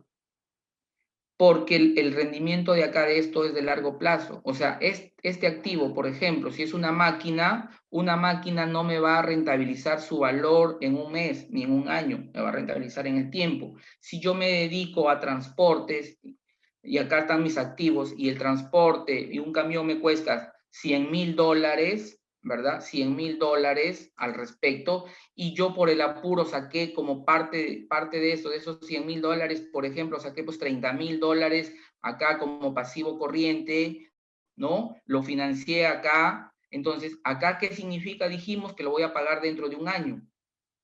Y acá, este camión, cuando yo me empiece a generar ingresos, me generará, en un camión más o menos te debe generar pues mensualmente entre 500 y 1,000 soles. O sea, en el año te va a generar 12,000 soles. 12,000, 13,000 soles como flujos de caja te podría dar. Para pagar esto no da. Entonces, a veces los dueños tienen problemas de liquidez. ¿Por qué? Porque nunca miran y no preguntan a veces. Se van así directamente. No, ya yo quiero, mira, ya de ahí veo. Ahí viene el problema. Cuando mi pasivo corriente es de obligación corta, pero el activo no corriente, con esto compré un activo y esto, la inversión, el rendimiento o las ventas que me va a generar este activo va a ser de largo plazo, 4 o 5 años. Por eso es que se dice que debería calzar la parte el activo fijo, el no corriente de mi activo con el pasivo no corriente y el patrimonio. Entonces, para que no tengamos problemas de liquidez, ahí hay que tener. Pero a veces no vemos eso, o no estructuramos o no proyectamos eso, y vienen nuestros problemas. Entonces, es importante mirar el estado financiero, sí es importante mirar el estado financiero. De hecho, que acá nuestras empresas son pequeñas y, como les digo, todo maneja un tema tributario, pero de vez en cuando hay que hacerle, pues, lo que yo normalmente llamo, por ejemplo, cuando llevan el tema de tributario, yo le digo, mira, ¿sabes qué? Hay que hacer un tema de respaldo de deudas, ¿ya? Y me hago mi estado de situación como respaldo de deudas. Parte le pido a la contabilidad, al contador, dame, pero yo hago en Excel mi respaldo de deudas. Y de ahí le determino, mira, tú tienes en caja tal, al corte, cuentas por cobrar tanto, en existencias tanto, tu activo fijo tanto, y esos son tus deudas. Y de ahí le digo, mira, vas a tener problemas de liquidez. Entonces me dice, no, que yo, le digo, vas a tener problemas, pues. ¿Por qué? Porque no has estructurado bien. Entonces, ¿qué es lo que uno tiene que hacer como consultor y tanta cosa? Irte al banco y decirle, oye, mira, ¿sabes qué? Acá, por ejemplo, en una empresa que cogió, necesitaba con rapidez armar un almacén. Entonces, armó el almacén con corriente, ¿no? Dijo que va a comprar existencias, no compró existencias, dijo, oye, necesito comprar más mercadería y tanta cosa. No compró la mercadería y lo hizo almacenes. Y entonces, y de ahí se quedó corto, no podía pagar. Entonces, ¿qué tuvimos que hacer? Ir al banco, oye, mira, este dinero lo invirtió en largo plazo y tanta cosa, por favor, recámbiame la deuda, ¿no? Cómprame el tema de la deuda, esta inversión, ahí puedes ustedes utilizar un leaseback, no sé, alguna forma de financiamiento y cambiarlo el corto por el largo plazo para tener el oxígeno necesario, el dinero necesario para poder pagar, ¿no? Claro, es que largo plazo tiene que ser con largo plazo. Principio básico de finanzas. Corto plazo con corto plazo, largo plazo con largo plazo. O sea, yo no me puedo comprar un almacén con deuda de corto plazo. O sea, estaría loco. ¿Me entiendes? ¿Qué me compro con corto plazo? Existencias, porque sé que estas existencias las voy a vender y me van a generar flujos de caja. Pero un almacén con corto plazo y mis cuotas son todavía mensuales, es que acá, por ejemplo, no hay un mercado de capitales, ¿no? O sea, acá no sé cuántos han escuchado el tema de emisión de bonos, por ejemplo. O sea, no hay acá. Entonces, en Estados Unidos, o empresas que venden 10 millones de dólares emiten bonos. ¿Me entiendes? ¿Y qué es un bono? Y un bono te puede dar, oye, quiero un activo fijo. Ah, ok, emito bonos. ¿A cuántos años? 10 años. ¿Y cómo pagas? Pagas cuota cupón, solo los intereses semestralmente y el principal lo pagas dentro de 10 años. Entonces, ¿eso qué te da? Oxígeno pues a la empresa totalmente. Totalmente te da. Hay empresas que ya he visto algunas trujillanas que están emitiendo bonos. Eso es eso por ejemplo, eso es bueno, ¿no? Pero para emitir bonos, ¿qué te piden? ¿No? Te piden que tus estados financieros sea auditado por una de las principales auditoras, vean tu nivel de riesgo por una empresa que te califique el tema de riesgo y entonces tasas de 6%, 5% a 10 años, pero lo más curioso es que te dan que pagues solo los intereses semestrales y el principal a 10 años. Entonces, eso pues te da un oxígeno total a la empresa. Pero acá que nosotros, los bancos, tú te vas, te dicen a lo mucho 5 años un activo fijo. Si quieres hacer una inversión claro, te dan liquidez a la empresa. Por ejemplo, a esta empresa chilena que le asesoro que necesitábamos financiamiento, ningún banco peruano quiso darlo. Ningún banco peruano, ¿no? Entonces, ¿a dónde nos fuimos? Fuimos al Rabobank, ¿no? Y nos dieron financiamiento, nos dieron cerca 6 millones de euros más 6 millones de dólares, ¿entienden? O sea, en general, al tipo de cambio más o menos fueron 13 millones de dólares y pagos semestrales. Entonces, un banco acá, tú le dices, oye, dame un pago semestrales, oye, así, o sea, Y te dice, ¿estás loco? ¿De dónde vienes? ¿De qué planeta? No conocen, pues, ¿me entienden? Pero la banca internacional sí te puede dar, pero para lo cual, esta empresa que te pide tus estados financieros auditados, ¿no? Y te pide los auditados de los 2 últimos años y te dice, mira, de las 4 grandes, ¿cuáles son las 4 grandes? Ernst Young, Price, Deloitte, KPMG, ¿no? Entonces, yo he tenido la suerte de trabajar, si bien es cierto, unos pocos meses, en Ernst Young, que es una, por supuesto, o sea, las tasas son mejores, ¿no? O sea, es que conocen el negocio y se alinean al negocio que tú quieres, ¿me entiendes? O sea, como te digo, nosotros nos han dado a 5 años más o menos con pagos semestrales, ¿ah? Semestralmente nosotros vamos pagando y la empresa ya no tiene problemas, porque acá, empezando que no dan a la agricultura, ¿no? Claro. De hecho, su apalancamiento o sea, es bueno su apalancamiento. Por ese lado no hemos tenido problemas en ese sentido, ¿no? Pero miren las condiciones, o sea, eso ya es mirar en otro nivel, ¿no? Antes, pues, nosotros hablábamos de finanzas corporativas. Ahorita no solo es el tema de finanzas corporativas, ahorita también tenemos que ver el mercado de capitales, ¿no? Bonos, acciones, por ejemplo. El tema de bonos es interesante. A un par de empresas de acá de Chiclayo le he dicho, ¿no? Oye, mira, tú ya deberías, por el nivel de ventas y por la formalidad que tienes, tú debes entrar al tema de bonos, ¿no? O sea, si quieres hacer inversiones, porque estaba loco buscando 20 millones de soles para hacer inversiones, le digo, y tú debes entrar al tema de bonos. O sea, con tema de bonos, 10 años, el tema de cotizar en bolsa es un poco más complicado, Omar, es más complicado el tema. Ahí sí tienes un poco más complicado, ¿no? Pero el tema de bonos es menos complicado el tema de bonos, ¿no? Y o sea, colocas con tus estados financieros auditados de los últimos años y listo. O sea, entras, ¿no? Entonces, y es interesante eso. Entonces, eso, por ejemplo, me imagino que acá en la región y tanta cosa, en el mediano plazo deberían ya las empresas, ¿no? Como les digo, yo a 2 empresas chiclayanas les he dicho, ¿no? Una ya se está preparando, la otra me dijo que lo va a evaluar, ¿no? Que lo va a evaluar. Entonces me dijo que se va a preparar eso. ¿Por qué? Porque ya necesita inversiones grandes.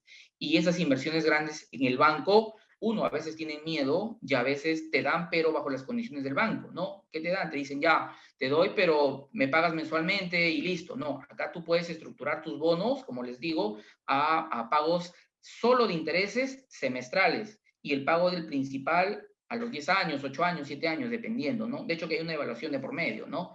Pero, o sea, ya estamos hablando. Por eso Estados Unidos es Estados Unidos, porque ese tipo de instrumentos de mercado de capitales para ellos es lo más común. A nosotros nos suena algo así esotérico, ¿no? Algo esotérico. No, bonos, oye, ¿qué me pedirán? No, oye, audita tus estados financieros.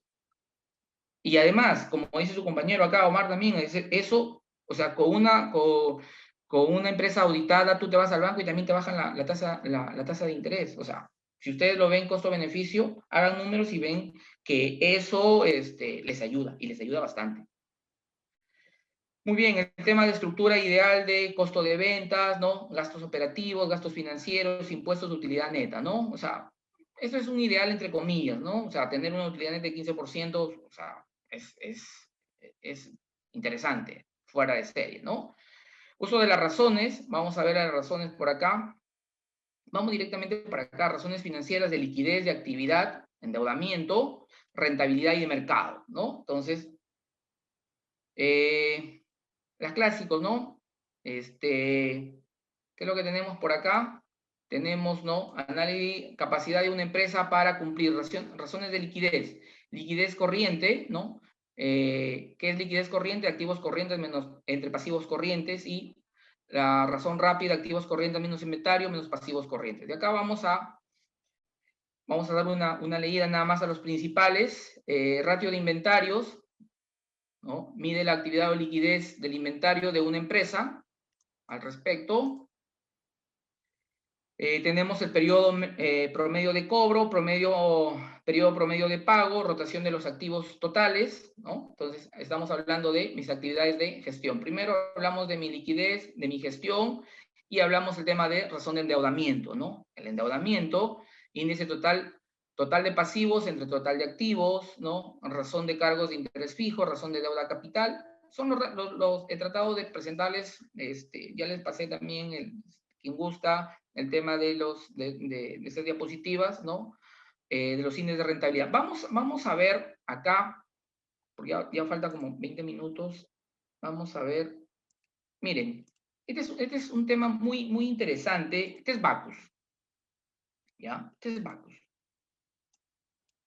Y normalmente, ¿qué es lo que pasa? Que Bacus, que cuando ustedes se van al banco y les ven el ratio de activo, ¿verdad? Entre pasivo, oye, si ustedes restan su ratio, el ratio que habíamos visto acá, o sacan su ratio de liquidez corriente, activo corriente, entre pasivo corriente, y a nosotros, ¿qué nos dijeron en la universidad? Tiene que ser mayor a 1, ¿no? Es lo que nosotros nos dijeron. Oye, los libros también dice activo corriente entre pasivo corriente, ¿no? Entonces, oye, pero ¿acá cuánto es? 0,67. Y el 2018 fue 0,59. Y el 2017 0,76. Y es debajo, menos a 1. Y entonces, oye, vas a tener problemas de liquidez y todo eso. ¿Cómo vas a hacer? No sé quién será su sectorista de Bacus, si le sigue dando plata y todo ese tema al respecto, pero acá lo que nos dicen los libros y lo que me dijeron, al menos a mí en la universidad, sí, pues está menos de 1 y la empresa Bacus, nadie puede decirme que la empresa Bacus, ¿cuánto genera de utilidad de ganancias al año? Casi 2.000 millones, ¿no? En el 2019, 2.000 millones, en el 2018, 1.8, y en el 2017, 1.3. Entonces, y tengo esto. Entonces, ¿qué tenemos que hacer? Tenemos que hacer otro análisis, ¿no? Tenemos que analizar el ciclo de conversión de efectivo. Este es un tema interesante. Otro tema, por ejemplo, que cuando se van a pedir dinero al banco, oye, quiero que me prestes $200,000, soles, medio millón y tanta cosa. Ah, ok. ¿Y a qué tiempo? Mira, puede ser a 30 días o no, mejor a 90. No sabemos pedir. No sabemos pedir al respecto. No sabemos pedir, ¿por qué? Por la sencilla razón de que no sabemos nuestra rotación. ¿Y por qué? Porque mi contabilidad está hecha bajo una estructura netamente de tributaria, ¿no? Y como mi contabilidad está hecha netamente tributaria, simplemente no lo voy a, lo que presente ahí el banco sabe también, sabe que el banco que eso no es y no le va a dar realmente pues el ratio que él quiere, ¿no? O sea, pero a veces son muy exquisitos y sobre el ratio de eso te hacen preguntas, ¿no? O sea, es lo más curioso, o sea, saben que ese estado financiero es tributario, ¿no? Y a veces te hacen preguntas desde un punto de vista de gestión, ¿no? Y por tanto, pues como que no cuadra, no encalza. Entonces, si ustedes tienen estados financieros, por ejemplo, Bacus, quien lo audita es Ernst & Young, ¿no? Entonces, a Bacus lo audita Ernst & Young. Entonces, significa que acá sus datos están corroborados y todo, y están hechos de una presentación, lo corriente es lo corriente, lo no corriente es no corriente, y el pasivo igual corriente y no corriente está bien estructurado, ¿no? Entonces, sobre esa base uno empieza a hacer. Y entonces, como en el país no hay otro Bacus, ¿verdad? Porque las otras, Bacus creo que tiene el mercado del 90 y tantos %, ¿verdad? Entonces, lo analizamos nosotros con Bavaria de Colombia, que más o menos se maneja por ahí. Y miren sus temas de, al final, sus periodos, su conversión de efectivo, empezando, periodo promedio de cobro, 13 días. O sea, yo cobro cada 13 días. Bacus dice, yo cobro cada 13 días. Mis inventarios cada 59 días rota. Oye, qué bacán, ¿no? Cada 59 días rotan mis inventarios y cobro cada 3 días. Y miren mi periodo promedio de pago. pago cada 267 días. ¿Qué puedo decir yo de eso? Hay bancos internacionales en Lima, sí, claro, pero agencias nada más, Mirko, ¿ah? Por ejemplo, nosotros con la agencia del Rabobank hicimos todo este tema del préstamo. Sí, agencias. Al menos el Rabobank es agencia, ¿no? Acá en Perú. Pero, o sea, es un tema es así como dices, recepcionas claro, todo el análisis, como dijéramos, viene de afuera, ¿no? Entonces, y acá la evaluación es, o sea, es un tema de. Sí, en Panamá, claro, es que Panamá es un tema de paraíso fiscal, ¿no?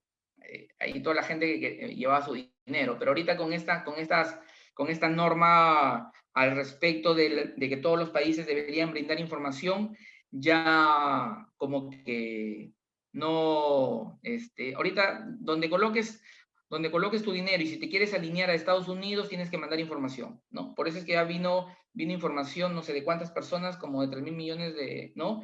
De peruanos que tienen dinero afuera al respecto. Ya le informaron a SUNAT. Ya pronto SUNAT va a empezar a enviar sus requerimientos respectivos, ¿no? Sus cartas inductivas al respecto, ¿no? Entonces, además, ahorita no sé si supieron de la última norma que en primer lugar salió por encima de los 10.000 soles, cualquier persona natural que tenga en un banco, mueva o tenga un saldo más de 10.000, en un primer momento tendría que comunicarlo a SUNAT. Ahora ese subió, sí, ahorita eso subió a 30.800 más o menos. Sí, ya subió eso y la información va a ser, la información igual va a ser mensual, pero va a ser remitida cada semestre, ¿no? Entonces, muchos, tengan cuidado, muchos que han hecho sus operaciones al respecto y no están declarando, ¿no? Si no están declarando, tengan cuidado porque ahorita se les va a delatar, ¿no? Si bien es cierto, han presentado ya ante el Poder Judicial, digamos, pues para que bloqueen esa ley, ¿no? Eso puede que lo bloqueen porque estamos en un escenario netamente político ahorita, pero eso es el futuro, o sea, en el mediano, corto plazo va a tener que salir, porque es un tema, tú quieres estar en los países del VIP, de la OCDE, ¿no? De la cooperación y desarrollo, vas a tener que alinearte a sus políticas. Y no es una política peruana, es una política de la OCDE, ¿no? O sea, no es que los economistas del Perú se pusieron a pensar y dijimos, vamos a hacer, no, oye, alíñate, haz esto, así como hace 3 años que hubieron la repatriación de capitales y mucha gente ni siquiera se enteró de que podías tú colocar tu dinero que estaba afuera o el dinero que no habías declarado acá en el Perú por A o B motivos, tú pagabas el 10% sin intereses, sin nada y regularizabas todo. Tengo un cliente que regularizó digamos, un monto importante de varios millones de soles, ¿no? Entonces, ahorita él está feliz y contento, pues, porque solo pagó el 10% y no pagó el 30%. Entonces, todas estas medidas hacen pues que en teoría disminuya el tema de la evasión tributaria. Esperemos. Hay mucha gente que sacó su plata del banco, pero bueno, no creo que lo tengan debajo del colchón. Entonces hay que tener cuidado, ¿no? Entonces, les decía que, miren acá, ¿qué me pueden decir de esto? O sea, simplemente acá estás diciendo que Bacus trabaja con la plata de los proveedores. O sea, yo pago cada 267 días. O sea, a mí me pagan cada 72 días. Entonces, si yo digo 267 entre 72 días, o sea, casi 4 veces le puedo dar vuelta a ese dinero al respecto y después pago. O sea, vendo, cobro, de nuevo compro mercadería, vendo, lo cobro, compro mercadería, vendo y todo, y después de 267 días voy a pagar. Entonces, mi ciclo de conversión de efectivo, pues 195 días que tengo ahí, pucha que efectivo. O sea, acá mi entrada de efectivo y mi salida de efectivo, miren, es después. Pero en la mayoría de las empresas, su salida de efectivo es antes. O sea, acá sale positivo. Y miren, esta empresa Bacus la comparamos con la de Bavaria, de Colombia, y igual, 248, o sea, de hecho que tiene mucho más, acá se apalanca mucho más Bavaria, ¿no? Mucho más, 383, o sea, prácticamente se apalanca un año, ¿no? Un año al respecto.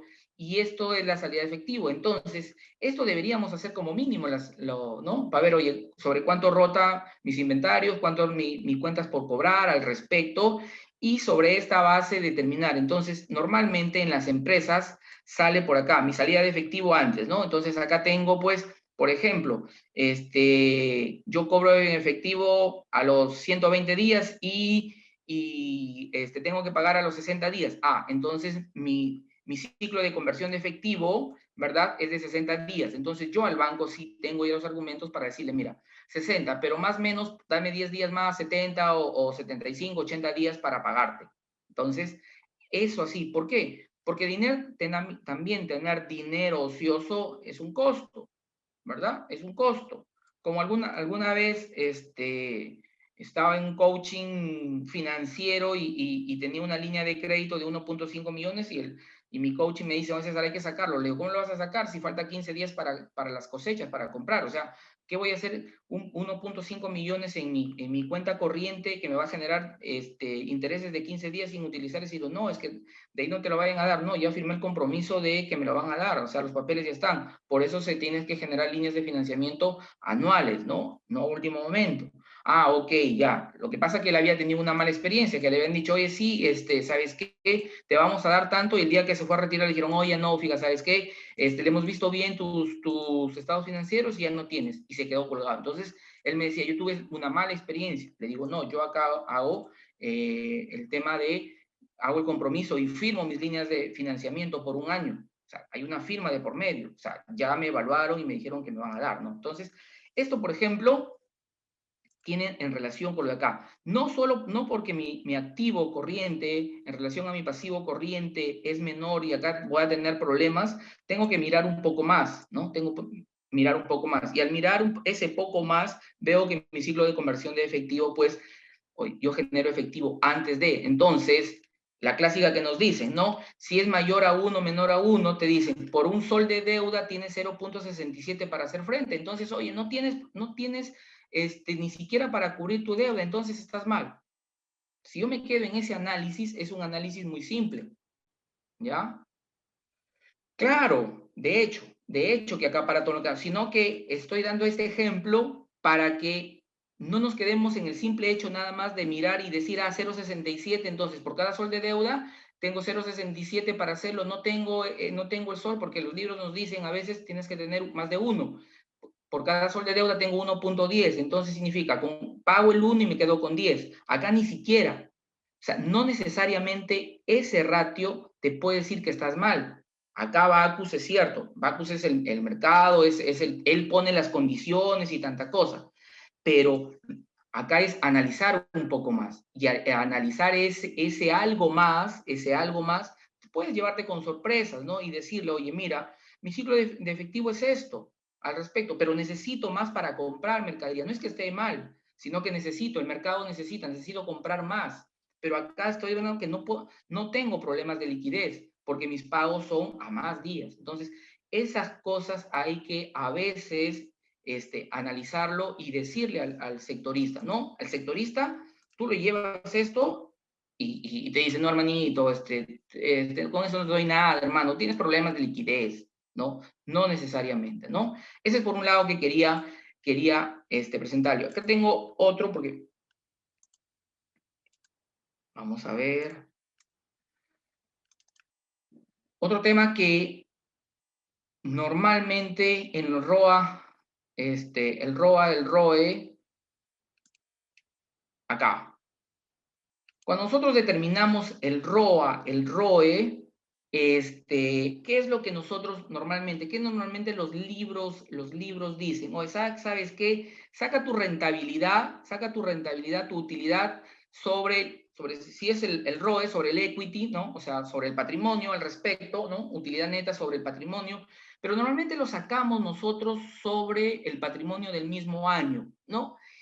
Y la verdad, eso no tiene mucha razón de ser. ¿Por qué? Porque esa rentabilidad no es que se generó el último día del año, esa rentabilidad se generó durante todo el año. Por tanto, lo que tú tuviste de equity no fue al final por ejemplo, estamos hablando del año 2015, la rentabilidad fue 340, por ejemplo, pero no sobre el patrimonio del 2015, sino sobre el patrimonio de 2014. Entonces, algunos libros lo hacen sobre la utilidad neta sobre el patrimonio del mismo año.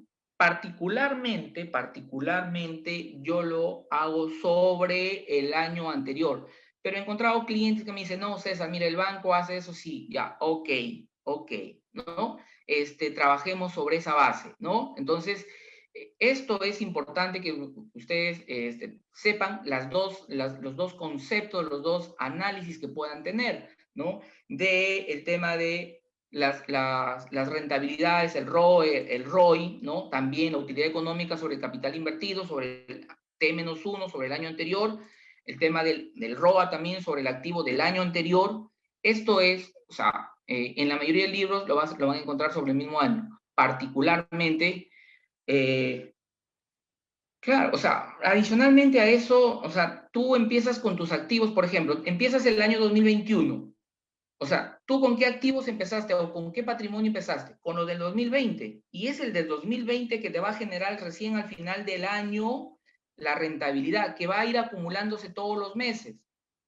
Pero no sobre el equity o el activo de fin de año. Entonces, ahí hay que analizarlos un poquito más, ¿no? Entonces, yo particularmente, como te digo, como les digo en forma general, yo la rentabilidad sobre lo hago sobre el año anterior, ¿no? Sobre el año anterior.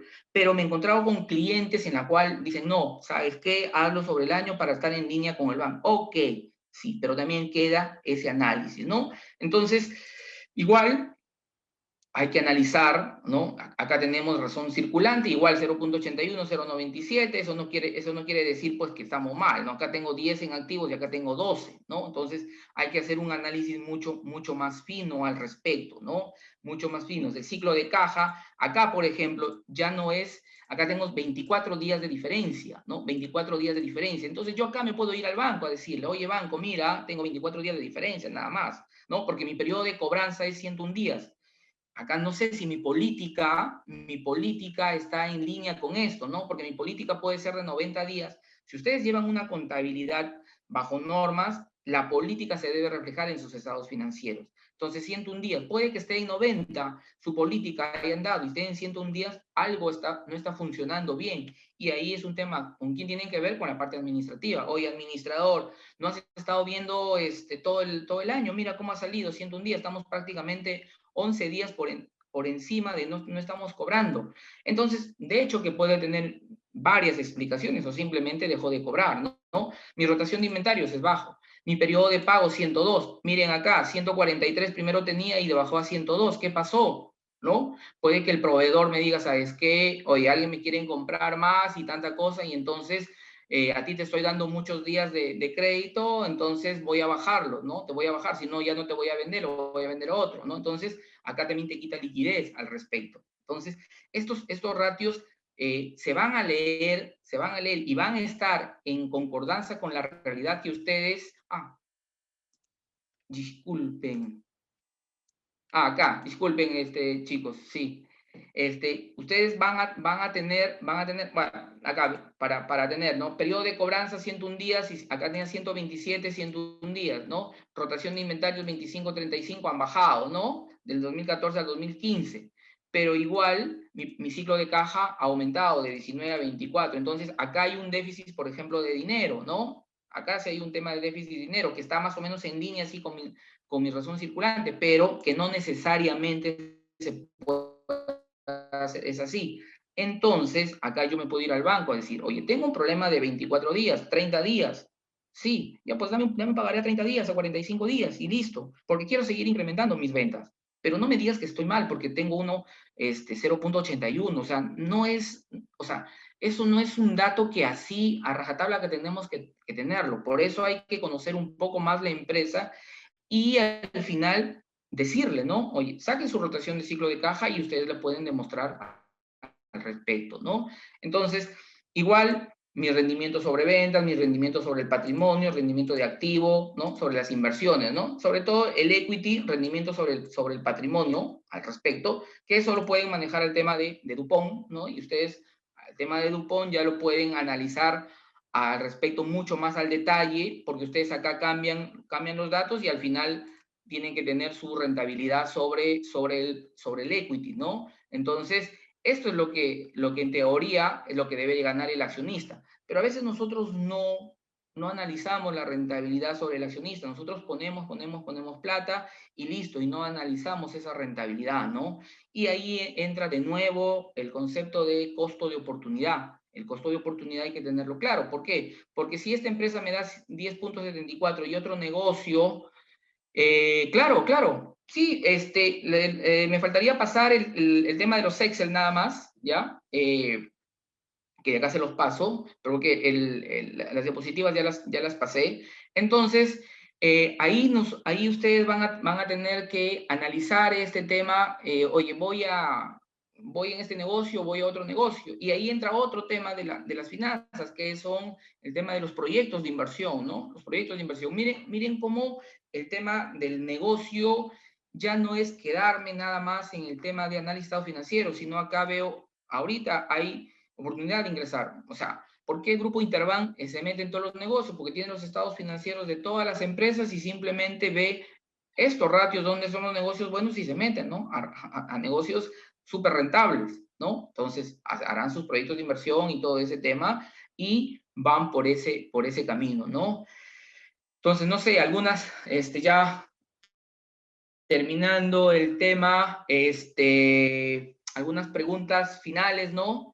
Y de nuevo, agradecer pues al Colegio de Administradores al respecto por la invitación, ¿no? Y estamos atentos para cualquier pregunta o en otra oportunidad, otra charla. No sé, algunas preguntas de los participantes. Muchísimas gracias a nuestro ponente, César. Muchas gracias por todo. ¿Alguna consulta o pregunta, no? Podrían lanzarla por el chat. Sí, claro. Ya el material, el ponente ya nos ha dejado, revisen sus correos, ya el personal de marketing Gracias, César. verá el correo. Gracias, muchas gracias, César. Kevin. Muy bien. Una consulta, Sí. César. Sí, dime. ¿Cuál es la importancia, no? ¿En qué momento, no, cualquier empresa, no, ya es básico que utilice un gerente financiero o un gerente de finanzas? ¿Cómo crees? O sea, porque la empresa comienza de pequeña, ¿no? Va creciendo, mediana, pero más o menos hay estos indicadores, hay esas métricas donde digo, no, ya necesitamos un jefe de finanzas porque ya el gerente no puede estar en todas, ¿no? Entonces, que él se encargue de esas movidas, de esas corridas financieras, ¿no? ¿Cuándo tú que eres especialista en este tema? Mira, en un monto te diría, no necesariamente tú deberías tener un gerente financiero, pero podrías buscar un asesor por un tema puntual, ¿me entiendes? Les voy a comentar una anécdota, y acá, qué les quiero decir? Ahorita ya eso de, yo soy especialista, soy en esto, la verdad hay que tomarlo con pinzas, como decía un profesor de la uni decía, ahorita hay que ser transversal el conocimiento. Tú puedes ser especialista en algo, pero hay que ser transversal en prácticamente el negocio en sí. O sea, como les decía, hay que saber un poco de finanzas, hay que saber un poco de tributación, hay que saber un poco de normas. ¿Por qué? Les comento una anécdota. Yo asesoraba a un molino, ya, a un molino asesoraba el tema contable. Nada más me habían llamado para hacer el tema contable. Y tenía su asesor financiero. Ojo, y esta empresa vendía cerca de 2 millones, 3 millones de soles, ¿no? O sea, a tu pregunta es que no necesariamente tienes que tener un gerente financiero ahí, pero puedes tener un asesor financiero que para un tema puntual, oye, mira, necesito, como yo en algún momento hago y estuve haciendo, de una empresa, ¿no? Que me llamaron para un tema puntual, preparar los estados financieros para el banco, las preguntas del banco y listo. Y muchas gracias, César, y nos vemos el próximo año, ¿no? Para renovar sus líneas. Puedes empezar así, y como vaya creciendo tu empresa, ya vas incorporándole más tiempo. Entonces así empecé, una vez al año. De ahí, César, van a venir la gente del banco, por favor, te pago tus horas para que escuches, ya. De ahí fueron horas cada 3 meses y al final terminé quedándome todos los meses, ¿no? ¿Y por qué? Porque la empresa empezó, cuando yo llegué estaba con 10 millones y terminó como con 40 millones de ventas. Entonces, poquito a poquito se les debería, ¿no?, hacer. ¿Por qué? Les digo esto por lo siguiente, porque en un negocio la vez pasada el banco vino y le dijo al dueño, mira, te voy a hacer un leaseback con lo que tú me has pedido. Entonces, no llegó su asesor financiero, me acuerdo, igual así era su asesor externo, y me dice el dueño, oye César, mira, te pago para que escuches de la gente del banco. Entonces, cuando le presenta su producto que tiene que ser un leaseback, entonces le digo, claro, poco a poco con el crecimiento de la compañía, pero puedes empezar, como te digo, como una asesoría, temas puntuales, de ahí poco a poquito, ¿no? Porque si no te va a salir más caro la correa, la lavada que la camisa, ¿no? Entonces, cuando presenta su producto del leaseback, entonces le digo, mira, como producto leaseback, me parece una interesante propuesta de financiamiento, pero eso, desde un punto de vista tributario, no le conviene a la empresa. Entonces, el gerente de este banco y la sectorista de este banco se quedaron mirando y dijeron, pero César, ¿cómo no va a ser posible? Le digo, no, desde un punto de vista tributario no le conviene. Me dice, César, pero esto nos ha dicho nuestro gerente del Banco Continental, de Lima, del leasing, que tiene 10 años de experiencia. Le digo, si gustan, lo llamamos. Y lo hemos llamado en ese momento. Y a veces todavía, no sé si hay alguien de Lima por acá, y discúlpenme, a veces piensan que todavía en provincias la gente no se prepara o nada tanta cosa. Entonces me sacó, me dijo, César, el gerente de leasing del Banco Continental, y se lo digo con nombres y propios porque es lo que sucedió, me dijo, yo soy 10 años de gerente de leasing acá, he estudiado en Estados Unidos una maestría en finanzas, y tú me dices que no le conviene ese producto. Le digo, no le conviene. Así de simple, le digo, no le conviene, no por un punto financiero, sino por un tema tributario, Y por un tema tributario iba a perder esta empresa cerca de $90,000. Entonces, a eso les digo, quien se quiera dedicar al tema financiero, sí tiene que tener un perfil también, por eso les digo, lleven un cursito de tributos, al menos para que sepan.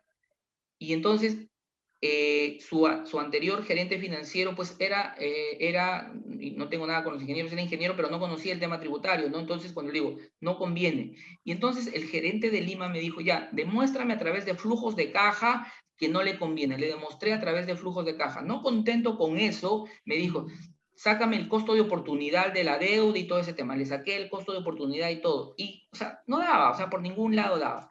Y después de un mes y medio, y la verdad me había olvidado, ¿no? Y mi asistente de la empresa me dice, señor César, ¿qué? Vaya a cobrar porque lo que usted dijo, la forma que le den, lo han aprobado el gerente de Lima. Entonces, de hecho que me fui a cobrar, ¿no? Entonces, y ahí le digo al dueño, oye, ¿qué fue de veras? Me dice, no, César, de veras y tanta cosa, sí, lo que tú dijiste al final nos dieron, no bajo el tema del leaseback. ¿Por qué? Porque el leaseback es una figura que tú vendes la máquina al banco, ¿ya? Y al venderlo tú generas un IGB. Y el banco te vende de nuevo y supuestamente, no es que supuestamente, te da a través de las cuotas IGB de nuevo. En un escenario de empresas que pagan IGB, ese IGB se vuelve cero, ¿no? Si yo vendo un $500,000 medio millón de dólares, porque el negocio fue $500,000 y le agrego el IGB, le vende la empresa, voy a pagar $90,000, ¿no? Pero cuando me empiezan a cobrar a mí las cuotas, por ejemplo, en cuotas de 20,000 más IGB, me devuelven. Entonces, si la empresa paga IGB, de hecho que lo voy a utilizar y entonces ahí no hay un efecto. Pero ¿qué es lo que sucedía con esta empresa? Los molinos no pagan IGB, los molinos en el tema venden y pagan el IVAP. Y ese IGB lo vas a perder, porque no va a ser un crédito fiscal, sino va a ser ahí un costo al respecto. Solo recuperas el 30% y el 70% lo pierdes. Entonces, eso es que le quería hacer entender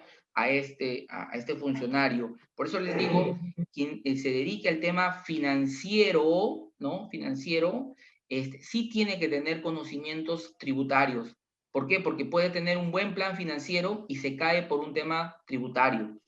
Entonces, o un tributario puede ser una buena exposición tributaria, pero se le cae por el tema financiero. Por eso ahora es un tema de un mix, ¿no? Y por eso es que me puse a estudiar la maestría en tributación, ¿no? Habiendo ya sido gerente financiero y habiendo estudiado finanzas. Y ahora de nuevo me he ido por la actualización de las finanzas, pero en el tema de mercado de capitales, bonos y acciones, ¿no? Entonces, es lo que les podría decir. Y concluyendo el tema es, yo creo que las empresas pequeñas deberían empezar con asesorías financieras y como vayan creciendo, ir incorporando de a poquito, ¿no? Porque si no, a veces los dueños se van a sacar dinero y la clásica, otro tema que es la clásica es, te venden el leasing, ¿no? El leasing como la gran panacea, oye, saca el leasing y tanta cosa, miren, vas a pagar menos impuesto y tanta cosa. A muchas empresas que han querido sacar, no te conviene el leasing. ¿Por qué? Porque tú estás ajustado de liquidez y quieres sacarlo a 3 años, vas a estar más ajustado con las cuotas. Entonces, ¿qué me dices? Sácalo a 5, como un crédito normal. Oye, pero el escudo fiscal, con lo que tú vas a dejar, le digo, vas a ser peor. Y ahí le hacen un pequeño flujo y le demuestran que el costo a veces del sobregiro y todo que es carísimo. Entonces, ahí hay que analizarlo, ¿no? O sea, siempre hay que ser un tema cuando te dicen, ay, este es el mejor producto, este es el mejor producto, hay que tener bastante cuidado y analizar. El leasing es bueno para algunas empresas, súper bueno, que tienes altas temas de rentabilidades y liquidez. Pero si tú tienes baja liquidez, estás a las justas, un leasing no es lo más conveniente, ¿no? Además, tienes pérdidas tributarias peor todavía. ¿Para qué te vas a seguir generando más pérdidas? Los vas a llamar a SUNAT, ¿no? Por tu ratio que tú puedes presentar. Entonces, así hay muchísimas cosas, ¿no? Que podríamos hablar al respecto. Pero bueno, muchísimas gracias de nuevo, gracias a todos ustedes y esperemos hasta otra oportunidad. Sí, Hasta luego. bueno, estimado César, vamos a, Kevin por ahí proyecta el certificado para poder terminar. Hay muchas preguntas y aparentemente tiene muchas cosas que hacer. Bueno, muchísimas gracias a todos. Esperamos que hayan recibido una buena ponencia. Bueno, César Torres conoce muy bien el tema y me quedó la hincapié, ¿no? ¿Cómo está la última pregunta es antes de entrar al certificado? ¿Cómo está el tema de los futuros? En Lambayeque se está utilizando, bueno, o en provincia se utiliza Creo el que en tema un par de empresas he visto nada más, ¿ah? muy pocos usan futuros por acá, ¿no? Es poco, muchos tienen miedo, ¿ah? Muchos tienen miedo. La verdad, muchos tienen miedo, pero no sé, les suena a mucho a gringo, ¿no? Al término gringo, un swap, un futuro. No, la verdad, sí, pero creo que, ¿cómo se llama? Esto en el corto, mediano plazo, esto va a ser lo más común. Espero que, o sea, nosotros mucho hablamos decimos, oye, los bancos son, ¿cómo se llama? Nos cobran tasas de interés y tanta cosa. Preparémonos para lanzar bonos, ¿no? Entonces, y eso van a ver que los bancos ya te van a mirar diferente, ¿no? O sea, que en tu estado financiero digas bonos. Ah, mira, tú emites bonos, así. Ah, ya, entonces ya es irme a negociar de otra forma, ¿no? ¿Me entienden? O sea, esperemos, ¿no? Y a veces estas charlas todo sirven pues porque ustedes están con el empresariado y muchos de ustedes son empresarios, ¿no? Entonces, no le tengan miedo poquito a poquito ir, no les digo que mañana empiecen a formalizarse todo, pero póngase un objetivo, ¿no? Y ustedes como administradores, pues hagan su visión y su misión, ¿no? Su análisis FODA y todo eso en ese sentido para que diga, no, de acá a 3, 4 años ya pues quiero entrar a las grandes ligas, ¿no? Entonces, esas grandes ligas te da tus ventajas, ¿no? Entonces, o sea, yo he visto tasas pues del 2%, ¿no? 3%. Entonces, en cambio, tú te vas a una pequeña, una MIPE, pues tienes tasas de 40, y todo, ¿no? De hecho, entonces, y tampoco acá no nos caracterizamos por unir esfuerzos y hacer una gran empresa, ¿no? En Estados Unidos, es normal que 10, 20, 30 personas se unan y hagan los negocios y meten sus negocios al tema de las acciones y listo, ¿no? Y siguen creciendo. Es preferible ser dueño del 20% sobre 100 ¿no? A ser el 100% sobre 10, ¿no? ¿Me entienden? Entonces siempre digo eso.